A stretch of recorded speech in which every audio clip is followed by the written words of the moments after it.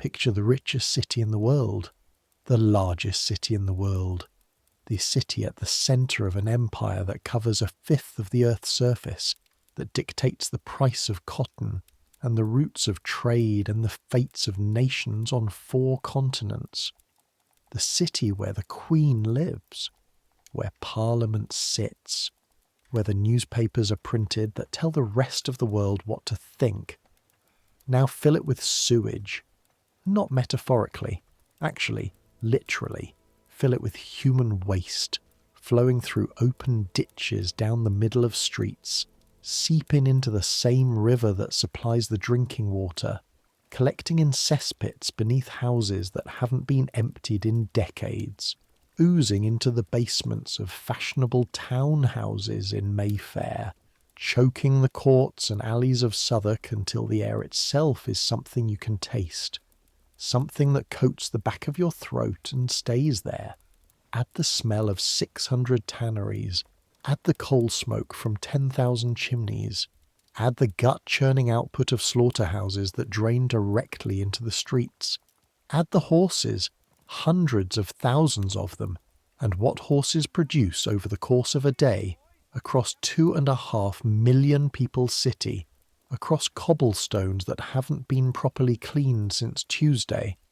Add the rats, which are so numerous in certain neighbourhoods that they run openly in the middle of the afternoon, so well-fed and confident that they barely bother to move when you walk past. That's London. That's 1858, the greatest city on earth, and also, in certain very specific ways, one of the most genuinely punishing places a human being has ever been asked to survive. And tonight, you're not living in the good part. I make these history stories, and I genuinely don't know how many of you listen to fall asleep versus how many listen, because you want to know what it actually smelled like down by the Thames when the temperature hit 90 degrees and Parliament had to hang sheets soaked in chloride of lime over the windows just to make it possible for the members to breathe long enough to vote. Either way, I respect both choices. Subscribe if you haven't. Get your blanket arranged. Turn the light down. Here we go. The smell wakes you before anything else. Not that the smell is worse than usual this morning. It's not. You've been breathing this particular combination of air your entire life, every minute of every day, in a room you share with 5 other people in a cellar that sits below the waterline of Bermondsey Creek, and your nose stopped properly registering it sometime around the age of 4. But it's there. It's always there.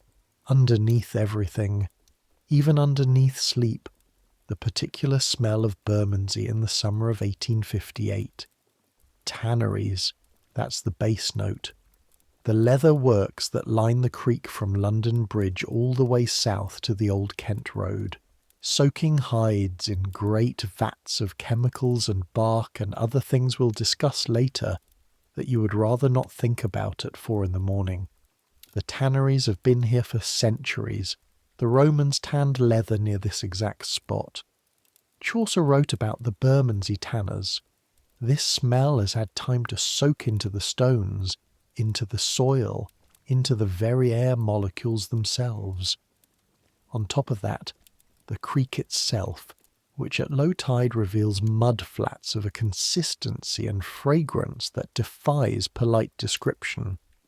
On top of that, the house above you, where Mrs. Donahue takes in washing and boils linen over a fire that fills the floors above your cellar with steam and the smell of other people's dirty clothes.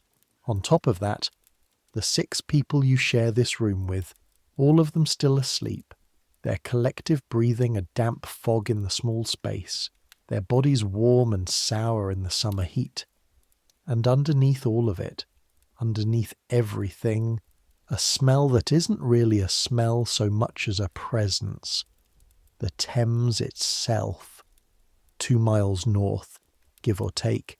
You shouldn't be able to smell the Thames from here. Except in 1858, you absolutely can.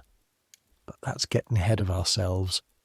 The light coming through the gap under the door is grey. That particular colourless grey that happens half an hour before sunrise, when the sky is brightening but the sun hasn't committed yet, which means it's somewhere around 4 in the morning, which means you need to get up. You need to get up before anyone else, because this is the single most important economic principle of your life. The early mudlark gets the good finds. The one who sleeps until 5 walks down to the river and finds nothing but mud and broken crockery and disappointment. The one who's already there when the tide turns, while everyone else is still rubbing sleep out of their eyes, that one occasionally finds something worth having. Occasionally. You sit up carefully. The straw mattress you share with your younger brother crackles under the movement, and he rolls slightly toward the dip you leave behind. He doesn't wake. He's 7 years old and sleeps the way only small children sleep, which is to say completely and without apparent awareness of the external world. You're 12 years old. You do not have that luxury. Your name is Thomas. Tom, mostly. Thomas William Crane, if anyone ever asks, which nobody does. Your clothes are where you left them, piled on the bare earth floor beside the mattress. Shirt already grey with washing, trousers already grey with everything. No shoes. Shoes are aspirational. Shoes represent a level of economic stability that the Crane family of Bermondsey has not yet achieved, and, if you're being honest with the cold grey pre-dawn light, may never achieve, bare feet on the earth floor. The earth is cold even in summer, even now in July when the days above are hot enough to make the tannery workers faint. Down here it's always the same, always a little damp, always a little cold. You step over your mother, who is sleeping on a folded blanket near the door with your sister tucked against her back. Your mother's name is Mary. She's 31 years old and looks 50. She takes in mending when the washing work runs dry. Her hands, even in sleep, are curled slightly inward, as if still holding a needle. Your father is not here. Your father has been in Millbank prison for 8 months, convicted of stealing a coat from a shop in the borough. He'll be out in 4 more months, assuming he stays healthy, which in Millbank is not a certainty you'd bet money on. Not that you have money to bet. The door opens without sound because you greased the hinges last week with a bit of fat saved from a soup Mrs. Donahue gave you. Small things matter. A squeaking door wakes your mother, and your mother asks questions, and the question she always asks is whether you're going to the river, and when you say yes, she goes quiet in a way that means she's worried but too tired to argue. Better to just go. The alley outside the cellar is already moving. Bermondsey doesn't really sleep, or rather, it sleeps in shifts. The night soil men have been working since midnight, going house to house with their carts and their buckets, emptying the cesspits. They're finishing up now, their carts heavy, the smell preceding them by 50 yards in every direction. 2 men nod at you as they pass. You know them slightly. One of them used to live 3 doors down before his family moved to Rotherhithe. The tannery workers will start their shift at 5. The washerwoman above you will be up at 5:30. The street sellers, the costermongers with their barrows, the women with their baskets of watercress and herrings, will be at Bermondsey Square Market by 6. You're already moving at 4:15, which means you have a window. A specific, narrow window between the night and the day when the streets are empty enough to move fast and the river will be at the state you need it to be. The state you need it to be. Low tide. Receding. The mud flats of the Thames exposed for a few hours before the river comes back and covers everything up again. This is the fundamental clock of your working life. Not the sun, not the church bells, the tide. The walk to the river takes 20 minutes from Bermondsey. You know every shortcut, every alley, every gap between buildings, every route that shaves 30 seconds off the journey. These are the calculations that fill your head the way arithmetic fills the heads of clerks in counting houses. Your arithmetic just smells worse. London Bridge at 4:30 in the morning. People talk about London Bridge like it's just an address, just a point of navigation. But standing on it at this hour, with the sky going from grey to pale blue above you, and the Thames spread out below in both directions, silver and black and slow, it's something else entirely.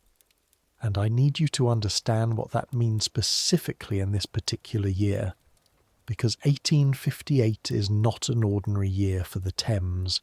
1858 is the year of the Great Stink. Here's the situation. London's sewage system, if you can call it that, was built for a city of about 1 million people. By 1858, London has 2.5 million people, and roughly all of their waste, human, animal, industrial, drains into the Thames. Thousands of drains, hundreds of sewers, all of them flowing directly into the river. The Thames, which is also where roughly a quarter of the city's drinking water is drawn from. In most years, the river manages this. The tidal flow flushes things out. The water stays murky, but it moves. But the summer of 1858 is an unusually hot summer. No rain, no wind. And in that still heat, the river stops flushing. The sewage stops moving. 2.5 million people's worth of waste sits in the river and bakes. The smell that results is something that Parliament, sitting in its brand new palace on the embankment, describes in official documents as a stench so overpowering as to make it impossible for members to remain in their seats. They hang curtains soaked in chloride of lime over the windows. It doesn't work. Members flee the building, covering their faces with handkerchiefs. The newspapers call it the Great Stink. That's the Thames you're looking at right now. That's what you smell every morning. That's what you're about to wade into. Your feet already know the way down. The stairs at the north end of London Bridge lead down to the foreshore. They're stone, worn smooth by centuries of use. They're covered in a slick film of river mud, river slime, river everything, and you've learned to put your foot flat rather than pointing down, to spread your weight, to move slow and sure on the descent. The last 6 steps are underwater even at low tide. You walk through ankle-deep water to reach the mud. The mud of the Thames foreshore is not like any other mud you'll ever encounter. It's not brown, it's black. A deep, total black that looks almost solid from a distance but swallows your foot up to the ankle on first contact. A cold, sucking grip around your bare skin that holds for half a second, then releases with a sound. A thick, meaty, wet sound that you've never been able to describe in words you know, because you don't have the words for it. A sound that has no equivalent in any other part of your experience. Something between a gasp and a sigh. Something that the mud makes as if it's reluctantly giving back what it took. You're 12 years old. You've been doing this since you were 8, and the mud still surprises you sometimes. Still grabs you in a way you weren't expecting. Still reminds you that it's in charge, not you. Cold. The mud is cold even in July. Whatever heat the summer puts into the air above, the mud holds none of it. Your feet go numb within 5 minutes. This is both a problem and a gift. A problem because you can't feel what you're stepping on, which matters when what you're stepping on is sometimes broken glass. A gift because you'd rather not feel some of the things you're stepping on. The smell is a full-body experience down here. You're inside it now, not just near it. River smell and sewage smell and rotting organic material smell, and the specific sour note of the tannery drains that empty into the Thames somewhere upriver and float down to you courtesy of the current. You breathe through your mouth out of habit. It doesn't help. The smell is in everything, including the air that comes in through your mouth. But you don't think about the smell anymore. You think about the mud. What you're looking for. That's always the question. The honest answer. Anything. Anything worth anything at all. The more practical answer. Coal first. Coal dust and small fragments of coal fall from the coal barges that work the river constantly, transferring cargo from the collier ships in the lower estuary to the coal wharves upstream. They drop coal. They drop a lot of coal. It falls through the planking of the barges and sinks into the mud, and at low tide, if you know where to look, you can find it in the shallow mud near the wharf supports. Coal is the reliable find. A bucket of coal chips and dust might earn you 3 or 4 pence at the end of the day, sold to any of the half-dozen marine store dealers who'll take it. It's not glamorous. It's not exciting. But it's there most days, and 3 pence is 3 pence. After coal, copper nails and rivets. These fall from the wooden barges and ships being repaired or worked on at the wharves. Copper is worth more than coal by weight. A good handful of copper rivets might earn 6 pence, maybe even 8 pence. You keep your eyes down near the wharves for these. The mud around the pilings often holds them. After copper, bones. The river carries the waste of the city's slaughterhouses, and bones end up in the mud.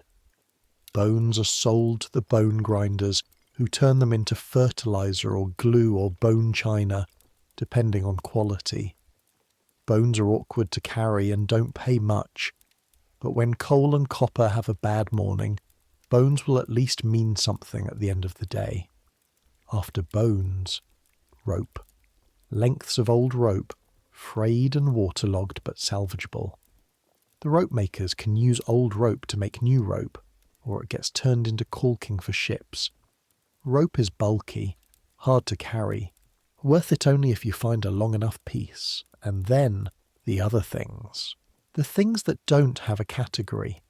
The occasional coin, worn smooth, barely identifiable, but coin. The piece of silver cutlery that's been in the mud long enough to have no silver left, but that the silver dealer on Tooley Street might still give a penny for. The chunk of iron, the brass fitting, the glass bottle in good enough condition to resell, the piece of pottery with a blue pattern that turns out to be antique Chinese porcelain, which happened once to a boy named Eddie from Rotherhithe, and which made him famous among mudlarks for about 6 months. You've never found anything like that. But you keep your eyes open. The other mudlarks are already here when you arrive. 6 of them at least scattered across the foreshore from the bridge down toward Billingsgate, working their way through the mud in the grey pre-dawn light. There's a hierarchy on the foreshore. You learn it fast or you learn it the hard way. At the top, the experienced ones. The ones who've been doing this for years, who know exactly where to look and what to look for, who've developed relationships with the dealers and know what the market wants. This week versus last week. Most of them are older than you. Teenagers, or the ones who look like teenagers but are actually 20 or 25. Just weathered by the work until they read younger than they are. At the bottom, the new ones. The ones who showed up yesterday or last week, driven here by hunger or desperation, who don't know the foreshore, who walk into the wrong mud and get stuck to the knee, who don't know that the stretch near the Suffolk Bridge supports is good for copper but bad for coal, who touch things they shouldn't touch and keep things they shouldn't keep. You are in the middle. You know the foreshore. You know the dealers. You don't have a prime spot, but you know how to work the edges. There are children younger than you out here. You notice them because they're the ones with the worst technique, the ones moving in straight lines when you should be moving in arcs, the ones digging with their hands when they should be letting their feet do the work. One girl, can't be more than 9, is working the stretch near the drain outlet from the Bermondsey tanners. She's going to get nothing there. The drain has been running all night. The mud near it is churned and empty. You think about saying something. You don't. She'll learn, or she won't. The foreshore teaches you the same way the city teaches everything. The lesson arrives right before the consequence, and sometimes the consequence arrives first.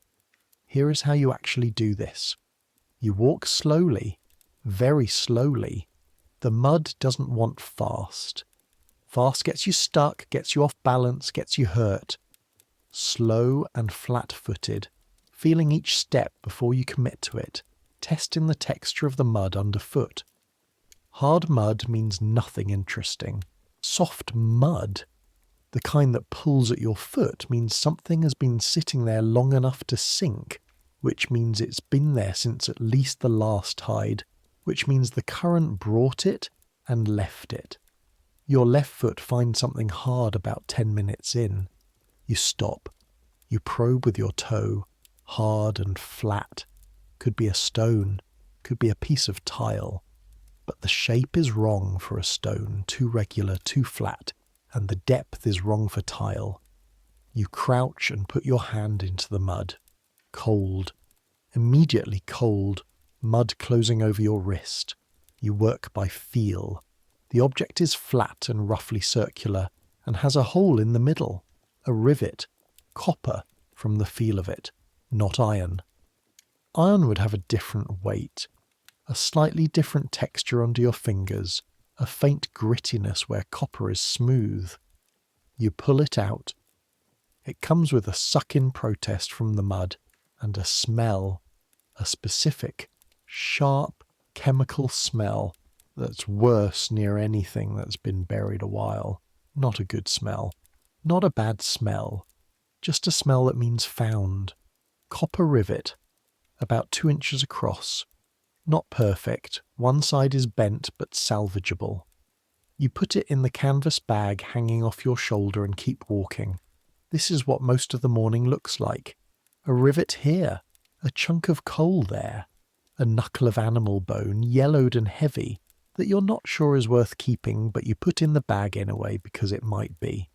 A length of tarred rope, waterlogged but solid, that you can't carry comfortably, but you drag to a spot near the stairs and mark with a piece of brick so you can come back for it. An hour passes. The sky lightens from blue to white. The sun is somewhere above the smoke and the cloud. Your feet have stopped being cold and started being numb, which is a different thing. Numb is almost comfortable if you don't think too hard about what numb means for your ability to feel what you're walking on.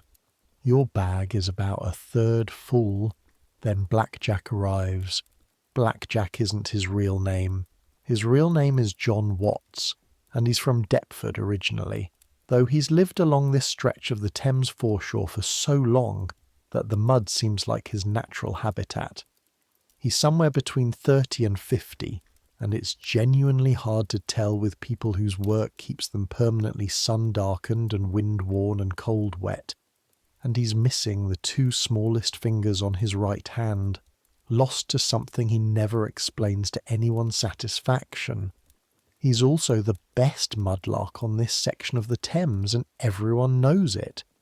He works about 200 yards upriver from the bridge, in a stretch most people avoid because it's near where one of the largest sewers discharges, and the smell there is significantly worse than the general smell of the foreshore, which is already the worst smell on earth. But Blackjack knows that the discharge from that sewer carries with it a specific type of sediment that tends to hold coins. When a drain floods, when a heavy rain pushes the sewage through with extra force, It brings with it anything that's been sitting in the drain itself. Coins dropped in the street, washed into the gutter, flushed down the drain. London's coins are forever falling into its own filth. And Black Jack is forever finding them. He doesn't look at you as he passes. He never looks at you. But he knows you're there. He knows exactly who is on his stretch of the foreshore at any given moment, a kind of awareness that comes from years of working alone in a competitive space where attention is survival. You give him room. Everyone gives Black Jack room. But you watch him. You've been watching him for 2 years, trying to understand the geometry of how he moves, the specific angle of his head when he spots something, the particular foot placement that means he's found something solid.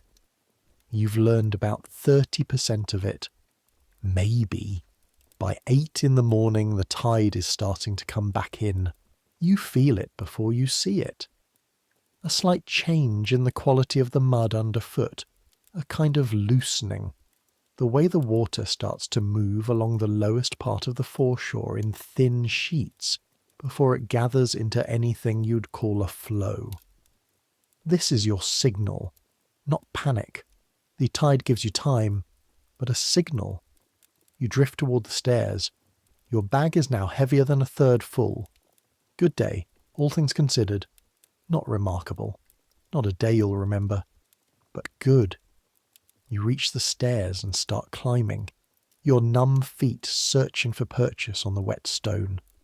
On the 3rd step you slip, just slightly, just to catch, your hand grabbing the iron ring set into the wall. The ring is cold and rough with rust, and you feel both of those things even through the numbness. Feel them in the bones of your hand, the small shock of impact travelling up your wrist to your elbow. You hold on. You keep going. At the top, you sit on the embankment wall and take stock. Coal, maybe £5 worth of chips and dust. Copper rivets, 7 in various states of damage. Rope, the long piece still down on the foreshore. You'll go back for it. Bones, 3 pieces, good size. Other, a piece of what might be lead pipe, bent and short. An iron ring of uncertain purpose. You lay it out on the wall and calculate. At the coal merchant off Tooley Street, 6pence for the coal maybe. He'll try for 4pence. You'll fight him to 5pence halfpenny. At the marine store dealer on Bermondsey Street, 2pence for the copper if you're lucky. Penny for the bones. The lead, if it is lead, could be another penny. The iron ring he'll drop in a box without discussion. Total, maybe 10pence. Maybe a shilling if you're lucky. Almost certainly less than a shilling. A shilling is 12pence. A labourer in 1858 earns about 15 shillings a week if he can get steady work, which means on a good day you earn about 1/15 of what a working man earns. You're not a working man. You're 12 years old, and this is the economy you live in, and 10pence is 10pence, and 10pence is the difference between your family having bread tonight and not having bread. So, you pick up the bag, you go back for the rope, dragging it up the stairs wet and heavy. You loop it over your shoulder, you start walking. The dealer's name is Mr. Simcox, and he operates out of a shed on Bermondsey Street that is simultaneously a shop, a warehouse, a living space, and what might generously be called an office, though the piles of junk that line every wall make the word office feel optimistic. Marine store dealers occupy a specific ecological niche in Victorian London's economy. They buy the things that mudlarks, rag pickers, bone grubbers, and other such workers bring in. They sort and sell to the manufacturers who can use what they've collected. They are the intermediary between the city's waste and the city's industry, and they make a comfortable living from the gap between what they pay for things and what they sell them for. Mr. Simcox is 60, fat in a way that is unusual for Bermondsey, and has the particular expression of a man who's been underpaying people for so long that it's ceased to feel morally complicated. He looks at your bag the way you look at the mud foreshore, with professional assessment entirely unclouded by sentiment. "Coal," he says, lifting a handful of chips and letting them fall. Not a question. £5 at least. Good quality, not all slack. 3.5. There's more dust than chunk. 5p for the coal. He looks at you. You look at him. This is a negotiation, and the key to negotiating with Mr. Simcox is to say less than he expects you to say. He expects you to justify your position. He expects you to argue. If you say nothing and hold his eyes, sometimes he moves faster than he would if you argued. 4p halfpenny, he says. Done. The copper rivets get 2p. The bones get a penny farthing. The rope, which he weighs and turns over and sniffs for some reason, gets 2p. The lead pipe, which is lead, gets a penny. The iron ring he drops in a box without discussion. Total, 9p farthing. You take it. You don't argue the last quarter penny. There's a point past which argument becomes performance, and Mr. Simcox has been doing this longer than you've been alive. 9p farthing into your pocket. Your fingers close around it. The coins are warm from his hand. Your mother will need 6p of this for the rent share. That leaves 3p farthing for food and other urgencies. 3p farthing. You stand in the street outside Mr. Simcox's establishment and do the arithmetic of the day in your head. It's 8:30 in the morning. You've been working for 4 hours. 9p farthing, you need more. This is the thing that people who've never been poor don't quite understand. It's not that you make money and then spend it. It's that you make money and then count how far short of necessity you are, and then figure out what to do about the gap. The gap this morning is about 3p, maybe 4. Your family needs roughly 1.06 a day to operate at the level of basic survival. Bread, coal for cooking, Mrs. Donohue's rent share, your mother's small contribution from the mending work. Add anything unexpected, a sickness, a broken pot, a boot that finally gives out, and the calculation tips the wrong way. So, more money needed, which means more work. This is where you need to understand something about the Victorian poor. They didn't do one job. One job was for people with stability, people with a trade, people with a master or an employer who provided regular work and regular wages. For people like you, like your neighbours, like everyone in this cellar and this alley and this entire district of Bermondsey, work was plural. You did whatever was available. You moved between jobs the way water moves between whatever containers you put in front of it. Wherever there was a gap, you filled it. Today's gap needed filling, and today you were going to Old Nan's. Old Nan is not actually that old. She's 44, which in Victorian Bermondsey looks like 65, the age being relative in ways that have everything to do with the work and nothing to do with the calendar. Her real name is Nancy Fielder, and she lives in a room above a glue factory on Horsley Street, which has the advantage of being free. The glue factory owner lets her have the room in exchange for keeping the stairs clean, and the disadvantage of being directly above a glue factory on Horsley Street. Glue, in Victorian London, is made from bones, specifically from the boiling of bones, a process that extracts the collagen, which then sets into the adhesive that holds together furniture and cabinets and frames and the 10,000 wooden objects that furnish Victorian life. The factory boils bones from morning to evening, and the smell of boiling bones is a specific kind of terrible that I'll leave to your imagination, except I'll say that it makes the Thames foreshore smell like a flower garden by comparison. Old Nan doesn't notice the smell anymore. She hasn't noticed it in years. What she does notice every morning with the precision of a professional is where the dogs have been. Let me explain pure finding, because this is one of those Victorian trades that most people have either never heard of or have heard of, and then immediately wish they hadn't.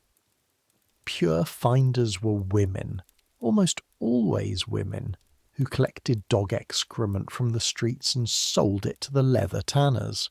I know, bear with me. Bear with. Leather tanning is an ancient process.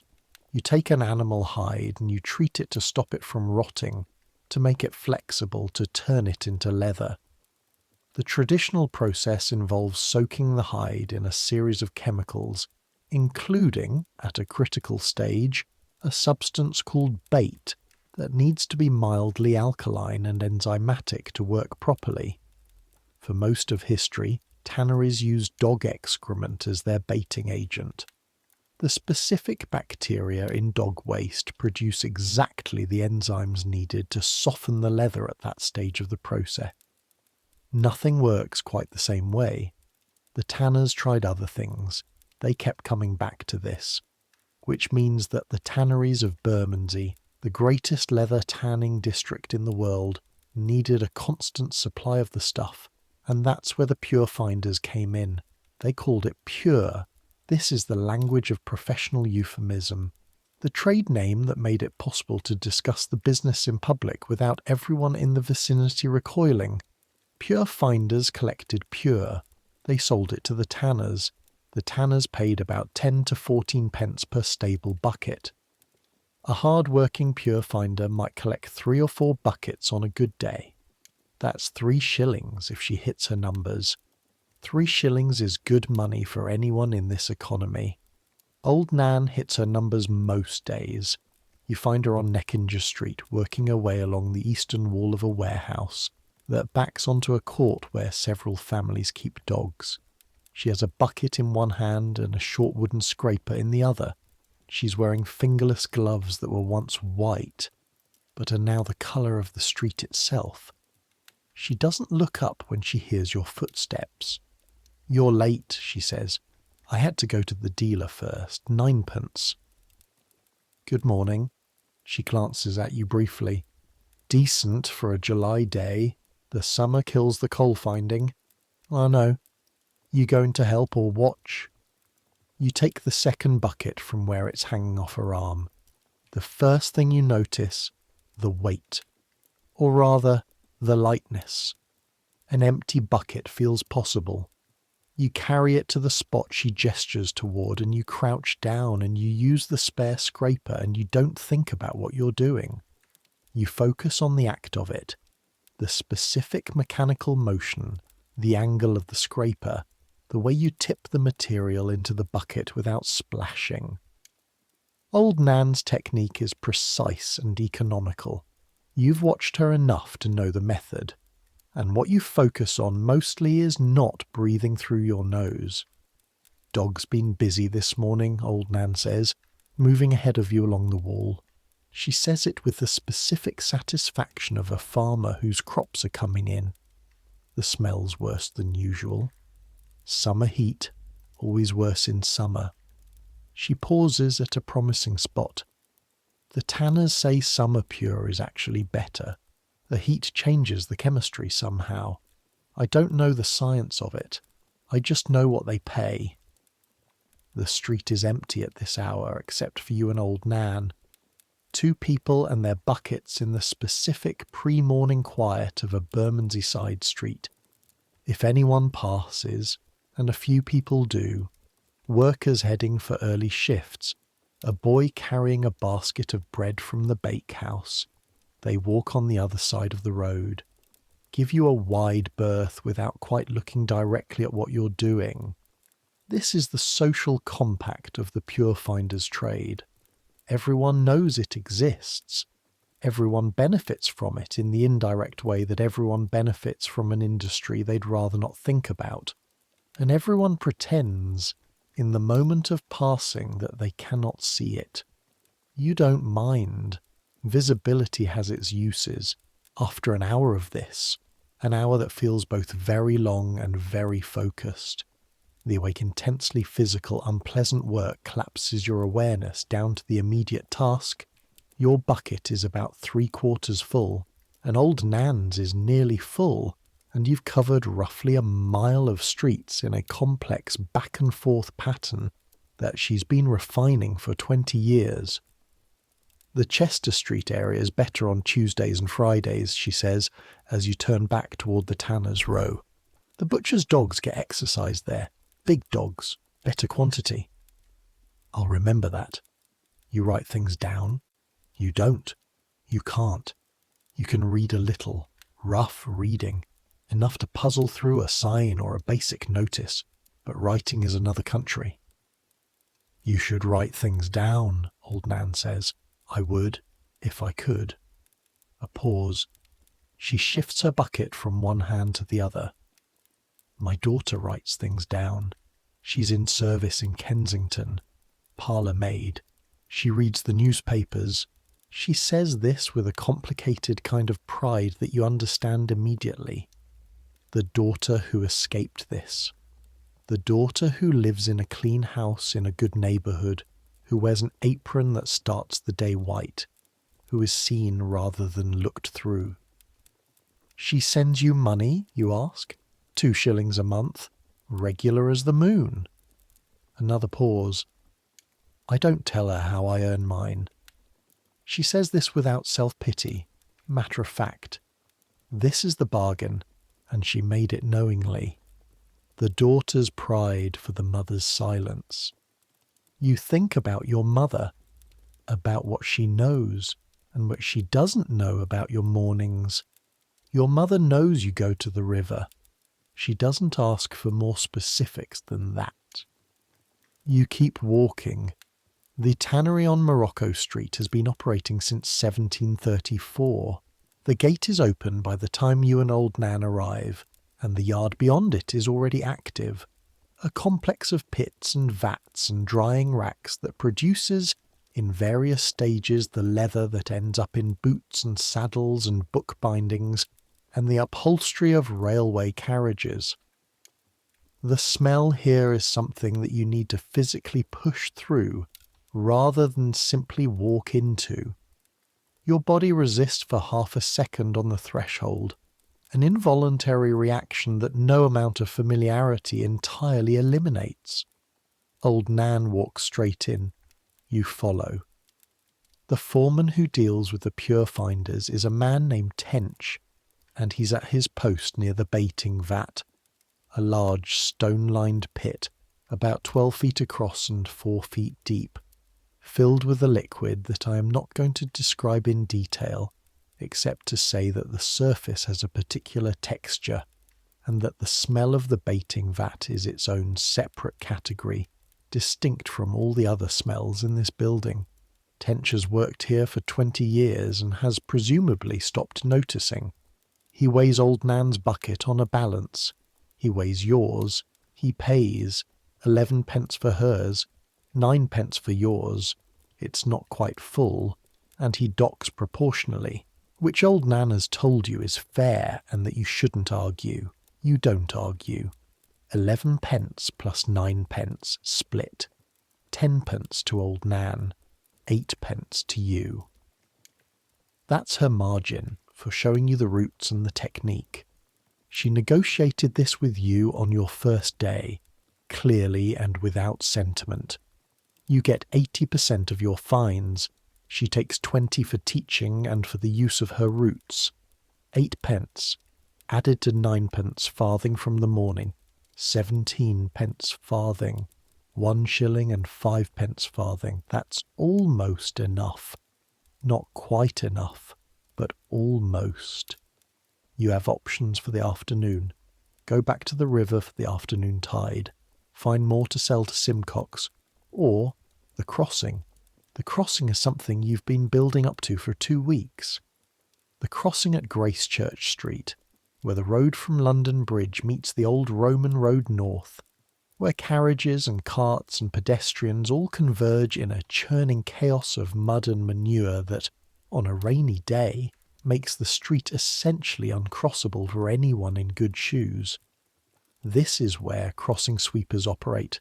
A crossing sweeper is exactly what it sounds like. You stake a claim to a particular crossing. You sweep the road clear of mud, of manure, of anything that would dirty the boots and skirts of the people trying to cross. And in return, the people give you something. A penny, maybe. A halfpenny. Sometimes a farthing. Sometimes nothing. The economics of this are thin. Very thin. A crossing sweeper on a busy street in a wealthy neighbourhood might make 2 or 3 shillings a day. A crossing sweeper on a quieter street in a less wealthy neighbourhood might make 5p. The difference between these outcomes is almost entirely about location, and location on the crossing sweeper market is fiercely contested. Gracechurch Street crossing is owned by a boy named Davies. Davies is 15, broad in the shoulder, has been working this crossing for 3 years, and considers it with the territorial ferocity of a dog that has buried a bone exactly here, and will not tolerate discussion of the matter. You've been testing the edges of his territory for 2 weeks. Not the Gracechurch crossing itself. The side crossing, the smaller road that branches off toward Fenchurch Street, where the foot traffic is lighter, but where, on Thursday afternoons when the merchants' offices close for early half-day, there's a burst of well-dressed men who need to cross the road and dislike the state of their boots. Today is Thursday. You have a broom. It's not much of a broom, a bundle of twigs tied to a stick, but it works. You take your position at 10 minutes to 1 in the afternoon. Davies sees you from across the road. His expression does not change. He turns back to his own crossing and sweeps a clear arc through the street muck with his own, considerably better, broom. A message delivered without words. You are beneath his concern, which suits you. The first gentleman comes through at 1:15. A clerk type, young, good coat, good boots, the slightly harried walk of someone who is running late for something. He steps toward your crossing and his eyes find the swept path you've made through the mud, a cleanish line across the road. He crosses. He's halfway across before he thinks to look back. You're standing at the edge, broom raised slightly, in the universal posture of someone who expects to be acknowledged. He pauses, just briefly. You see the calculation happening behind his eyes, the social arithmetic of acknowledgement versus non-acknowledgement, of whether a boy with a broom on a Thursday afternoon rates a farthing or nothing. A farthing lands in the mud near your foot, not in your hand, near your foot. He's already gone. You pick it up. There's a specific feeling about this. It's hard to name exactly. It's not quite anger. Anger is a luxury. Anger takes energy that's better spent on the next customer. It's not quite humiliation, because humiliation requires a previous expectation of dignity that you haven't been encouraged to develop. It's something closer to the pure registering of a fact. You're the kind of person who picks coins out of the mud. He is the kind of person who puts coins into the mud. You pick the farthing up. You go back to sweeping. By 3 in the afternoon, you've taken in 5p halfpenny from the crossing, 2 pennies, 2 halfpennies, a farthing, and a foreign coin that might be Dutch or might be nothing. You'll ask Simcox tomorrow. Davies, across the road, is doing better. You've been watching him from the corner of your eye. He has technique you don't have yet. A way of approaching people before they reach the crossing. A patter of sorts. Brief and self-deprecating enough to be unthreatening but present enough to create a social obligation. He's developed a specific posture for wealthy women in good shoes who are about to step into mud. A gesture toward the clear path. A slight bow. the wordless promise that he will keep their skirts clean. The women give him pennies, sometimes tuppence. You practice the gesture in your head. Not yet, not today, but you're building toward it. The afternoon heat has been building since noon, and now sits on the city like a physical weight. The smells, already significant, intensify. The road mud, which includes a generous proportion of horse manure, begins to release a specific summer warmth that adds a new layer to everything. The pedestrians hurrying across your crossing have handkerchiefs pressed to their noses. They're not looking at you, they're looking at where they're walking. This suits you fine. Here, at 3 o'clock on a July afternoon in 1858, standing at your small claim crossing on Fenchurch Street, watching the carriage traffic and counting pennies in your head, let me take a moment to tell you something about what's happening directly beneath your feet. Under this street, under Fenchurch Street, under Gracechurch Street, under every street in the City of London and beyond, there are sewers. The sewers of London are ancient. The oldest of them are older than the streets above. Some of them date to the Roman occupation. They've been added to and extended and modified over the centuries with all the planning coherence you'd expect from 2,000 years of different governments making independent decisions, which is to say very little planning coherence at all. The sewers of London in 1858 run more or less downhill, which in London means more or less toward the Thames, and empty directly into the river. There are about 250 miles of brick sewer under the city. There are thousands of smaller channels, brick-lined or stone-lined or simply dug into the clay, that feed into them. Every privy, every drain, every slaughterhouse floor, they all connect eventually to these sewers, and the sewers connect to the Thames. Under this street, under the crossing you're standing at, there is a tunnel. Dark, brick, carrying the city's output toward the river with a low, constant, unhurried determination. And somewhere in those tunnels tonight there are men working. You don't go into the sewers. Not regularly. Most mudlarks don't. The sewers are dangerous, they're illegal.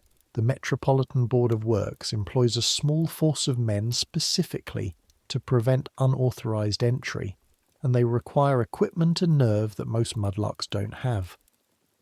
But there's a man you know, or a man whose existence you know about. His name is Jimmy Creech, and he's a tosher. Toshers are sewer hunters. They go into the sewers with lanterns and long poles with hooks at the end and wading boots, and they look for the things that have fallen through the grates into the drain system and made their way into the sewers proper. Coins, silverware, jewellery, occasionally quite valuable items. The Toshers of London make on good weeks more money than skilled tradesmen.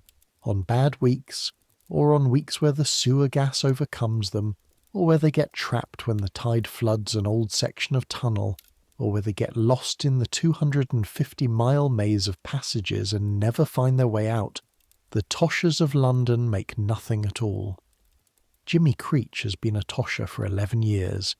He has all his limbs and most of his wits, and a specific quality of fatalism that seems to be a vocational requirement. You've spoken to him twice.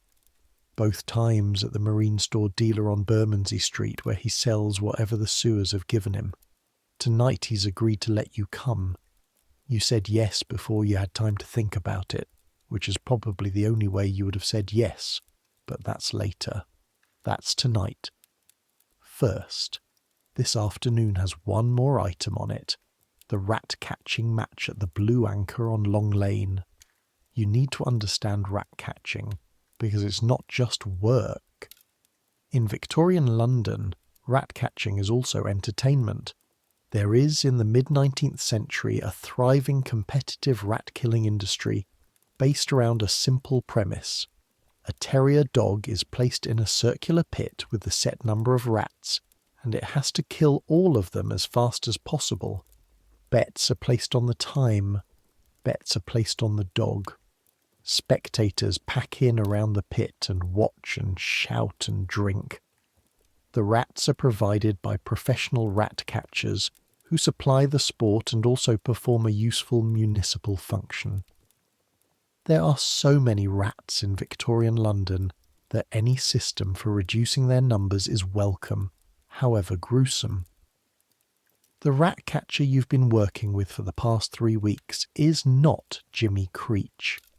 It's a woman named Eliza Sharp, which might surprise you and should, because rat catching, particularly live rat catching for the sport trade, is a job that pays well enough that it doesn't care much who does it, and Eliza Sharp has been doing it for 15 years and has a commercial relationship with 3 different sporting venues in Suffolk. She's 40-something, wiry, missing a finger on her left hand from a rat bite that went bad, and she has a dog named Churchill, who is the smallest and least impressive-looking terrier you have ever seen, and who is also apparently exceptionally good at his job. Churchill is not for the pit. Churchill is for the catching. He flushes rats from their hiding places, and Eliza scoops them up with a specific leather gauntlet on her left hand, the hand with the missing finger, as if she learned her lesson and adapted, and puts them in the sack. A rat is worth a penny alive to the sporting houses. A good morning of rat catching near the Bermondsey slaughterhouses might yield 30 or 40 rats. That's 2.5 to 3 shillings, which is solid work for a morning. Your job is to help carry the sacks and to watch the holes, to stand at one end of a drain or a gap between floorboards while Churchill works the other end, so that when the rats try to run, they run into you or the sack rather than into the open street. It's exactly as terrifying as it sounds. Rats running toward you in a panicked stream, their claws scrabbling on the stone, their smell, a specific high ammonia, sharp animal smell that's entirely different from the general smell of everything else, which is already bad, hitting your nose as they come. The instinct is to jump back. You've learned to hold your position, to swing the sack opening toward the flow and let them run in and then twist the neck of the sack shut. Eliza is watching when you do this right. She doesn't say anything when you do it right. When you flinch and let one get past, she says, "Penny less," which is more than enough motivation. Today's work was this morning, before the river and the crossing, 18 rats, 8p shared, 6p to Eliza, 2p to you. Not great, but it's a slow week for the slaughterhouse drains. The match this afternoon is a different matter. You're not working this match. You're watching. The Blue Anchor on Long Lane is a public house of the sort that makes no pretensions toward respectability. Its clientele are the workers and small traders of the borough. Its beer is cheap and plentiful. Its landlord, a man called Tom Shepherd, has a sporting pit in the back room that's been operating since before he took the place over and will continue operating long after him. The pit is maybe 12 feet in diameter, walled in smooth painted boards about 3 feet high. The floor is packed earth. There are tiered benches around it for the spectators, who are already filling in when you arrive at 3:30. The working afternoon's early close giving the borough's workforce 2 hours of daylight entertainment before the sun goes down. The room smells of beer and tobacco, and underneath those, rat. The specific smell of a large number of rats in proximity, coming from the cages stacked in the corner where tonight's supply is waiting. Eliza's rats, and the rats of 2 other catchers who've supplied this evening's entertainment. The dog for the main match is a bull terrier named Wellington, white with a brown patch, and he enters the room on his owner's arm to something close to applause. He's compact and muscular, and has the calm, alert quality of a professional. Not excited exactly, focused, the way skilled workers look when they're in their workplace. You've paid a halfpenny to get in, which is cheaper than the tuppence the man at the door initially asked for because you told him you'd worked with Eliza on the rats, and he verified this with a look toward Eliza, and she nodded, and he let you through at halfpenny. This is the economy of connection. It doesn't matter how small your connection is, it matters that you have one. The match works like this. The bookmaker, a quick-eyed man called Sutton, who's standing near the entrance, is taking bets. Wellington's owner has declared that the dog will kill 50 rats in under 5 minutes. The bet is on whether he makes it. 50 rats. 5 minutes. The record, Sutton tells anyone who'll listen, is 58 rats in 4 minutes 22 seconds, set by a legendary terrier named Billy who died in 1823 and who is still mentioned in sporting circles as a benchmark for excellence. The crowd around the pit is maybe 60 people.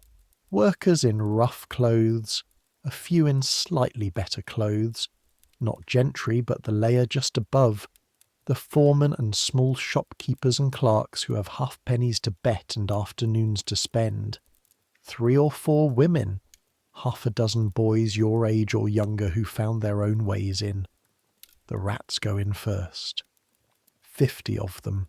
The cage opened over the pit and the animals dropping in and immediately scattering to the edges, piling in the corners, a writhing mass of brown and grey that stinks and moves and occasionally squeaks.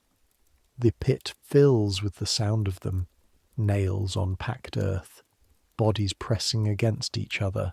Then Wellington drops in. And the next 5 minutes are difficult to describe to a modern audience without sounding either ghoulish or clinical, neither of which quite fits the reality of standing in a hot, crowded room in Victorian Suffolk, watching a terrier kill rats. It's very fast. It's more precise than you expect. Wellington doesn't thrash. He moves with a specific economy, each bite to the back of the neck, a quick shake, drop, next one, that makes what he's doing look almost like assembly work. Industrial.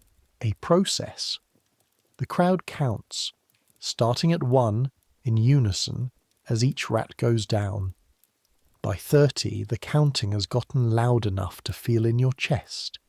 By 45, people are shouting over each other. Wellington looks up from the last rat. His chest is heaving, his muzzle is dark. He seems, if a dog can seem anything, completely untroubled by what he's just done. 4 minutes and 48 seconds, not the record, but a win. The room erupts, Sutton pays out. Wellington's owner lifts the dog up, and the dog permits this with the tolerant dignity of a professional who has done this before and will do it again. You have not bet. You can't afford to bet. You came to watch. But you've been watching the crowd more than the dog. Watching how people spend money, the calculation of it, the pleasure of the small risk, the halfpenny or penny staked on an outcome, the way it makes an event feel personal. When you have nothing at stake, the match is interesting.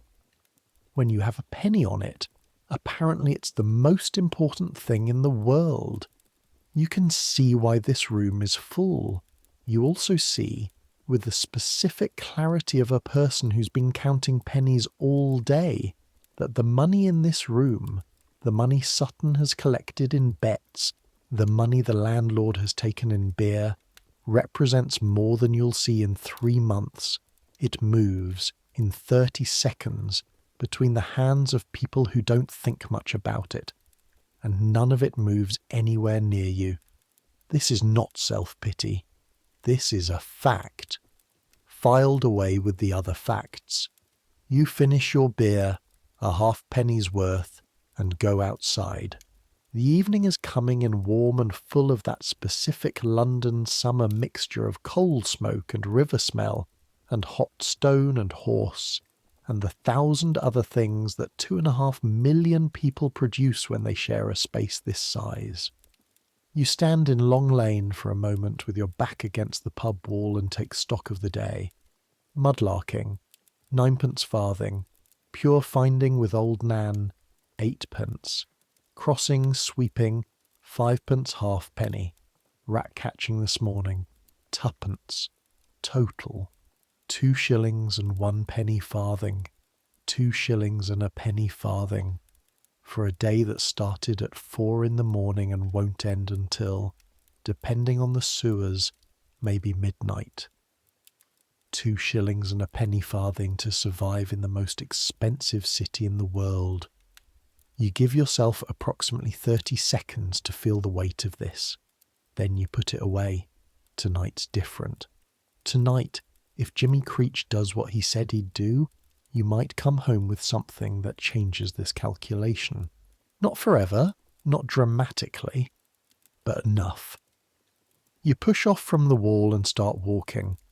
The appointed meeting place is the third arch of Blackfriars Bridge, Riverside, at 9 in the evening. You have time to kill. You walk north from Long Lane, up through the Borough, onto London Bridge.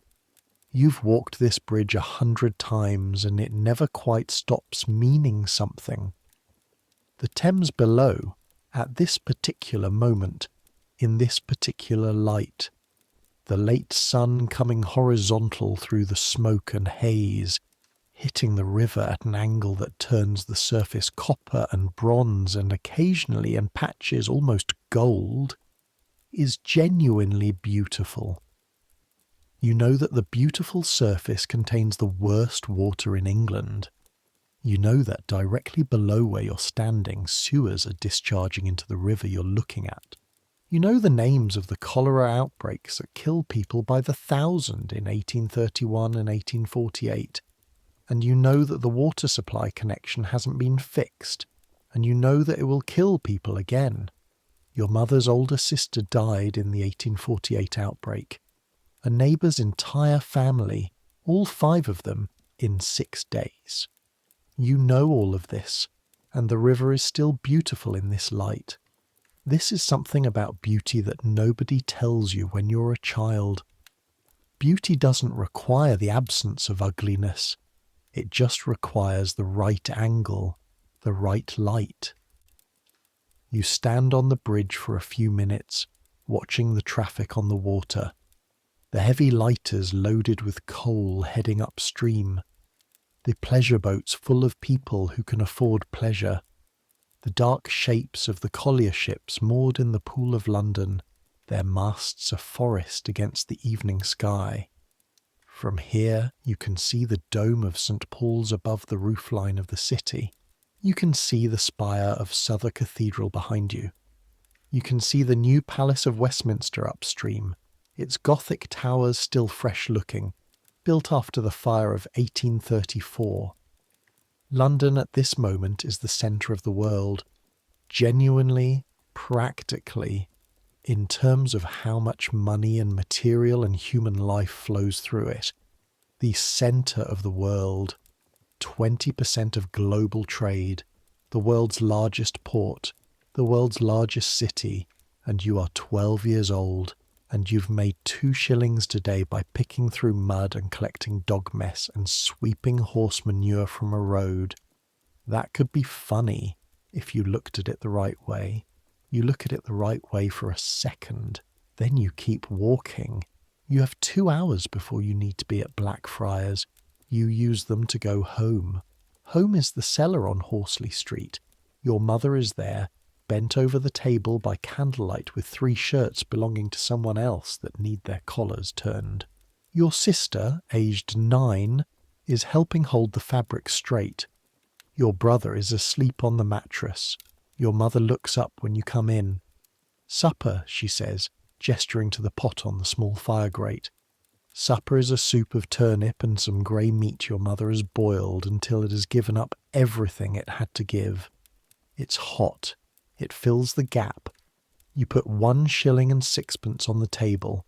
Your mother looks at it. She does the same arithmetic you did, faster, in her head. Good day, she says. Middle day. She nods. She takes the coins. She doesn't ask where they came from. The arrangement between you is tacit. She doesn't ask what you do. You don't make her ask. Your sister asks about your day because she's 9 and doesn't yet understand the economy of questions. Did you see anything good? I saw a dog kill 51 rats in under 5 minutes. Your sister makes a face of comprehensive disgust. Was it horrible? It was actually quite something, you say honestly. Your sister considers this. Churchill is a better dog, she announces, referring to old Nan's terrier. Churchill is a different kind of dog. He's built for different work. Your sister nods seriously, deciding to accept this distinction.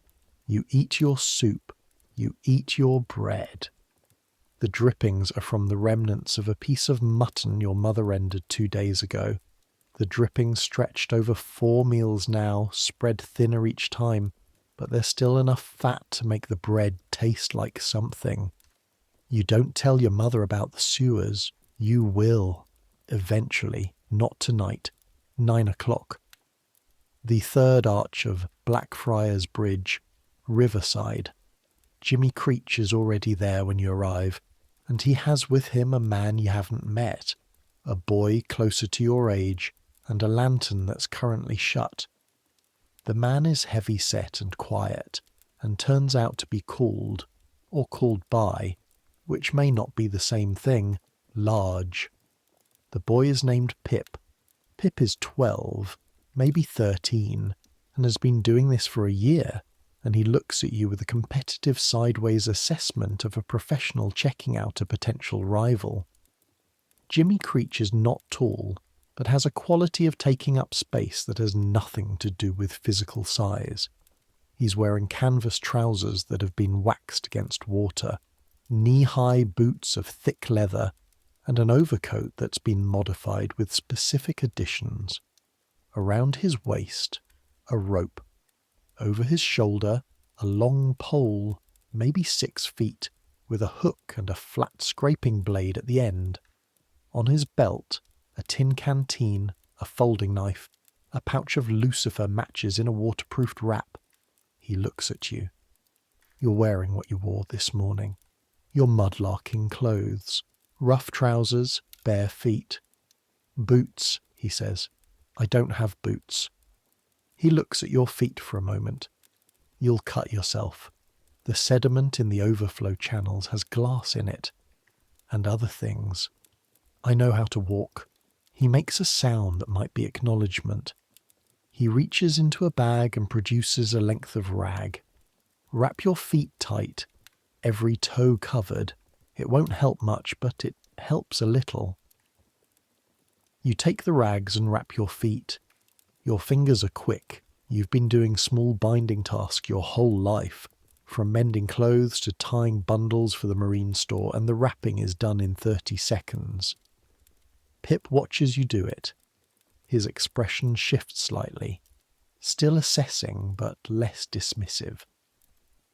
First time in the shore, he asks. First time in the sewer. Done the foreshore since I was 8. The foreshore is a picnic, Pip says, then catches Jimmy's eye and goes quiet. The foreshore is where you learn to read mud, Jimmy says. Any mudlark who's good is halfway to a tosher already. They just haven't opened the door. He looks at you. You ready? No, absolutely not. Yes, you say. The entry point is behind a wharf building near the bridge, down a set of iron rungs set into the river wall. At the bottom, a low-arched opening maybe 4 feet high, dark inside, with a trickle of water flowing out of it. The water is dark and has a surface that catches what little light reaches this far, a slick, slightly oily shimmer that tells you it's not just water. We go in pairs, Jimmy says. I lead. Large takes the back. Tom, you go second. He means you. You told him your name was Tom, which is close enough to be automatic. Pip in front of large. Don't touch the walls with your bare skin if you can help it. Don't drink anything. If you feel the water rising, you say so immediately. If you hear water rushing from ahead, you say so immediately. If you need to stop, you say so. No heroics.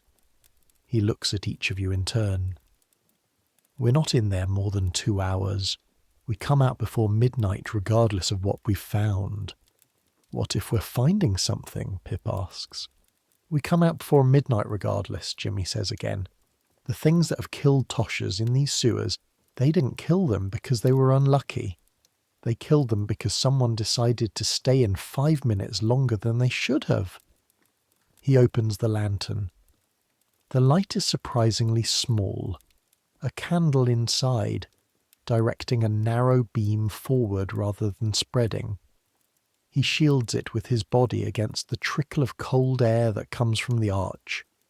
Don't look at the light. Look at where it falls. And then he ducks under the arch and goes in. The sound changes immediately. Outside, the river sounds, the faint noise of the city, distant, muffled by stone and water and night. Something always moving.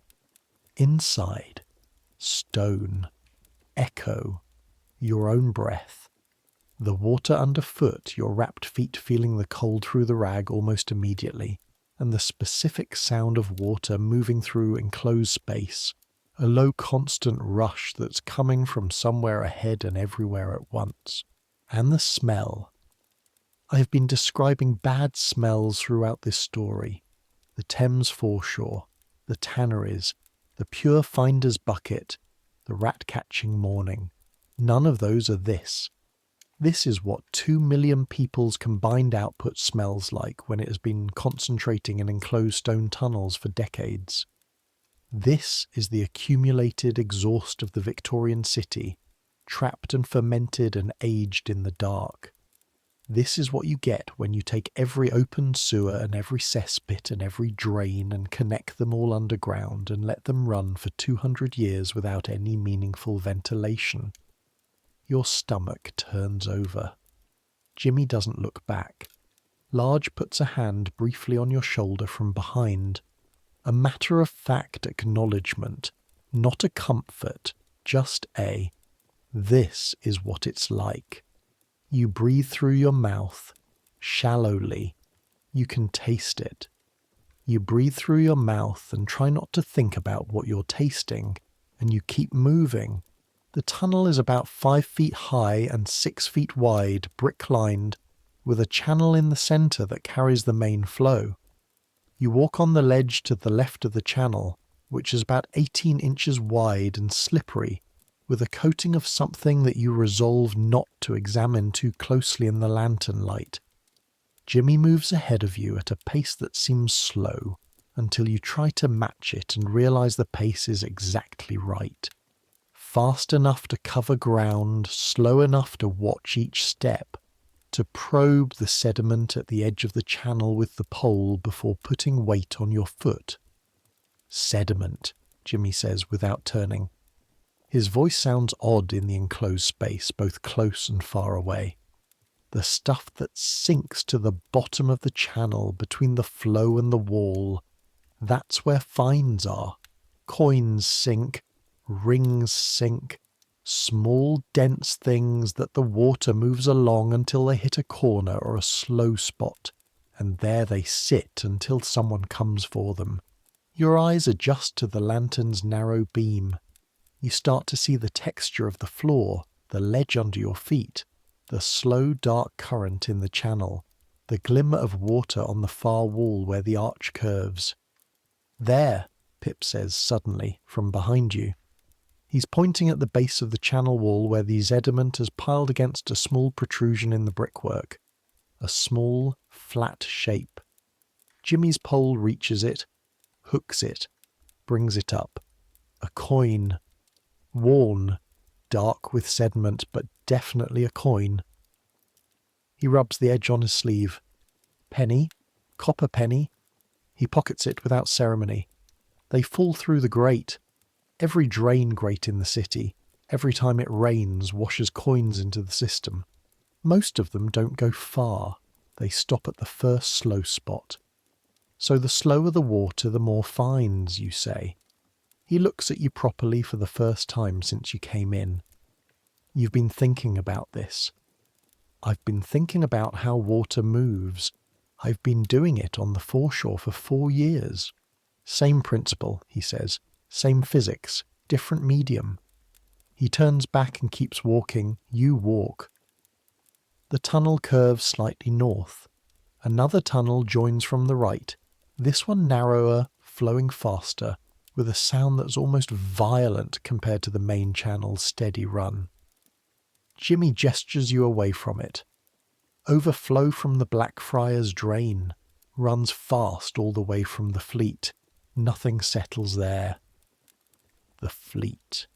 The old River Fleet, London's second river, running underground now.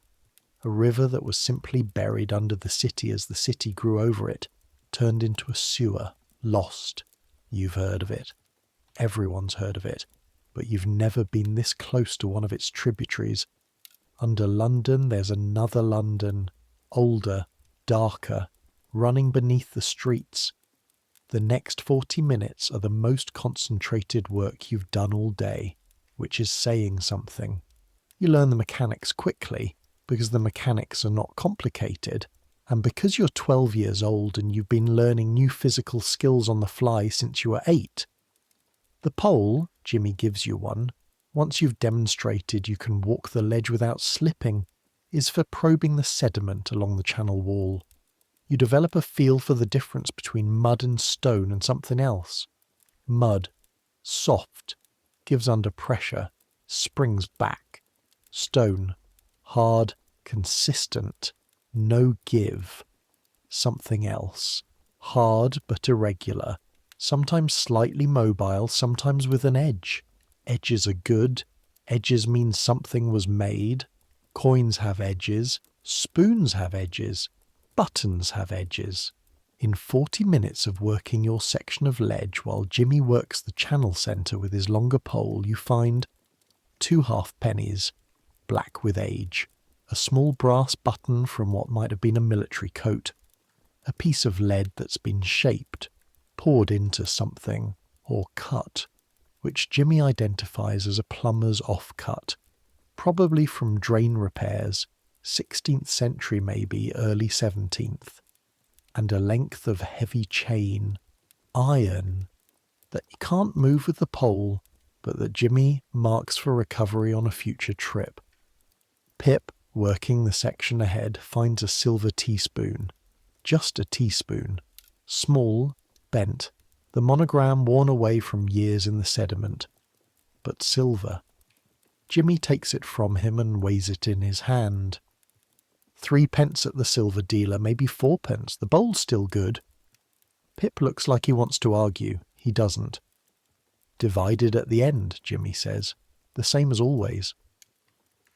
The sound comes at about 45 minutes in.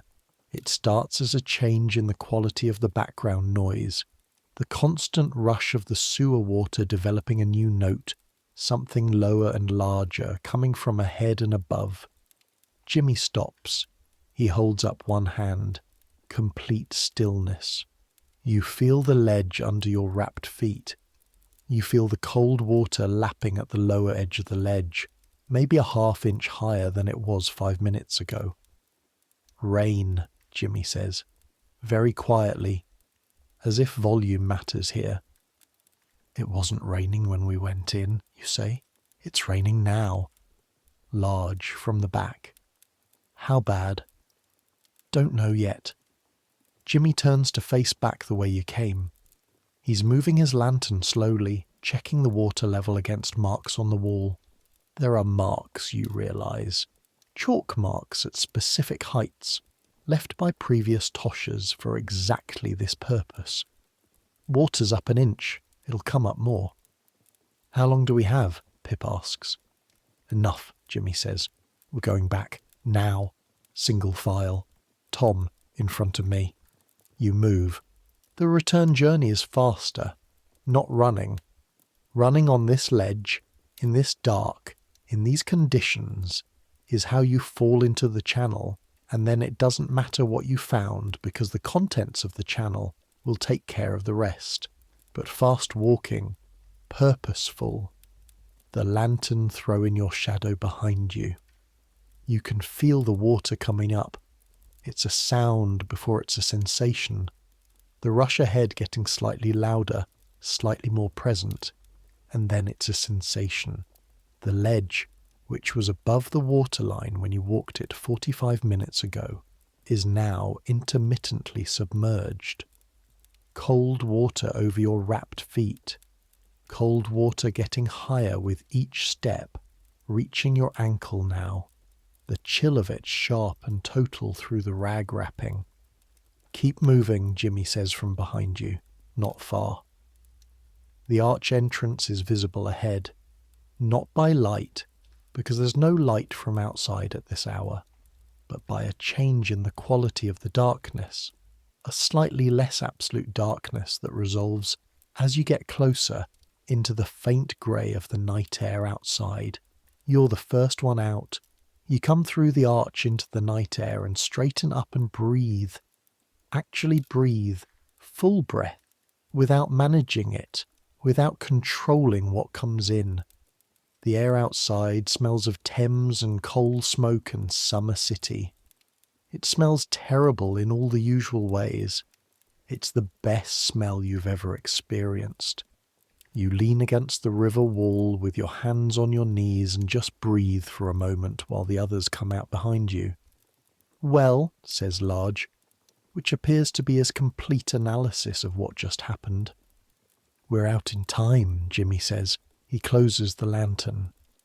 The water would have given us another 10 minutes probably, but probably is a word I try to avoid in these tunnels. Pip is looking at you. His competitive assessment from the beginning of the evening has shifted into something more like straightforward respect. You kept your head in there, he says. You don't know what to say to that. You found the spoon, you say.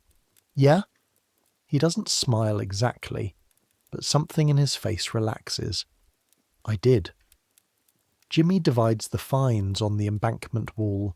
In the light of a lantern he reopens. He's methodical about it. All the material out, identified, grouped. Coins, 3 halfpennies, a penny, a farthing, a small silver 3-penny piece that Large found in the last stretch before the exit. Total value, about 6pence halfpenny. The silver spoon, 4pence at the dealer.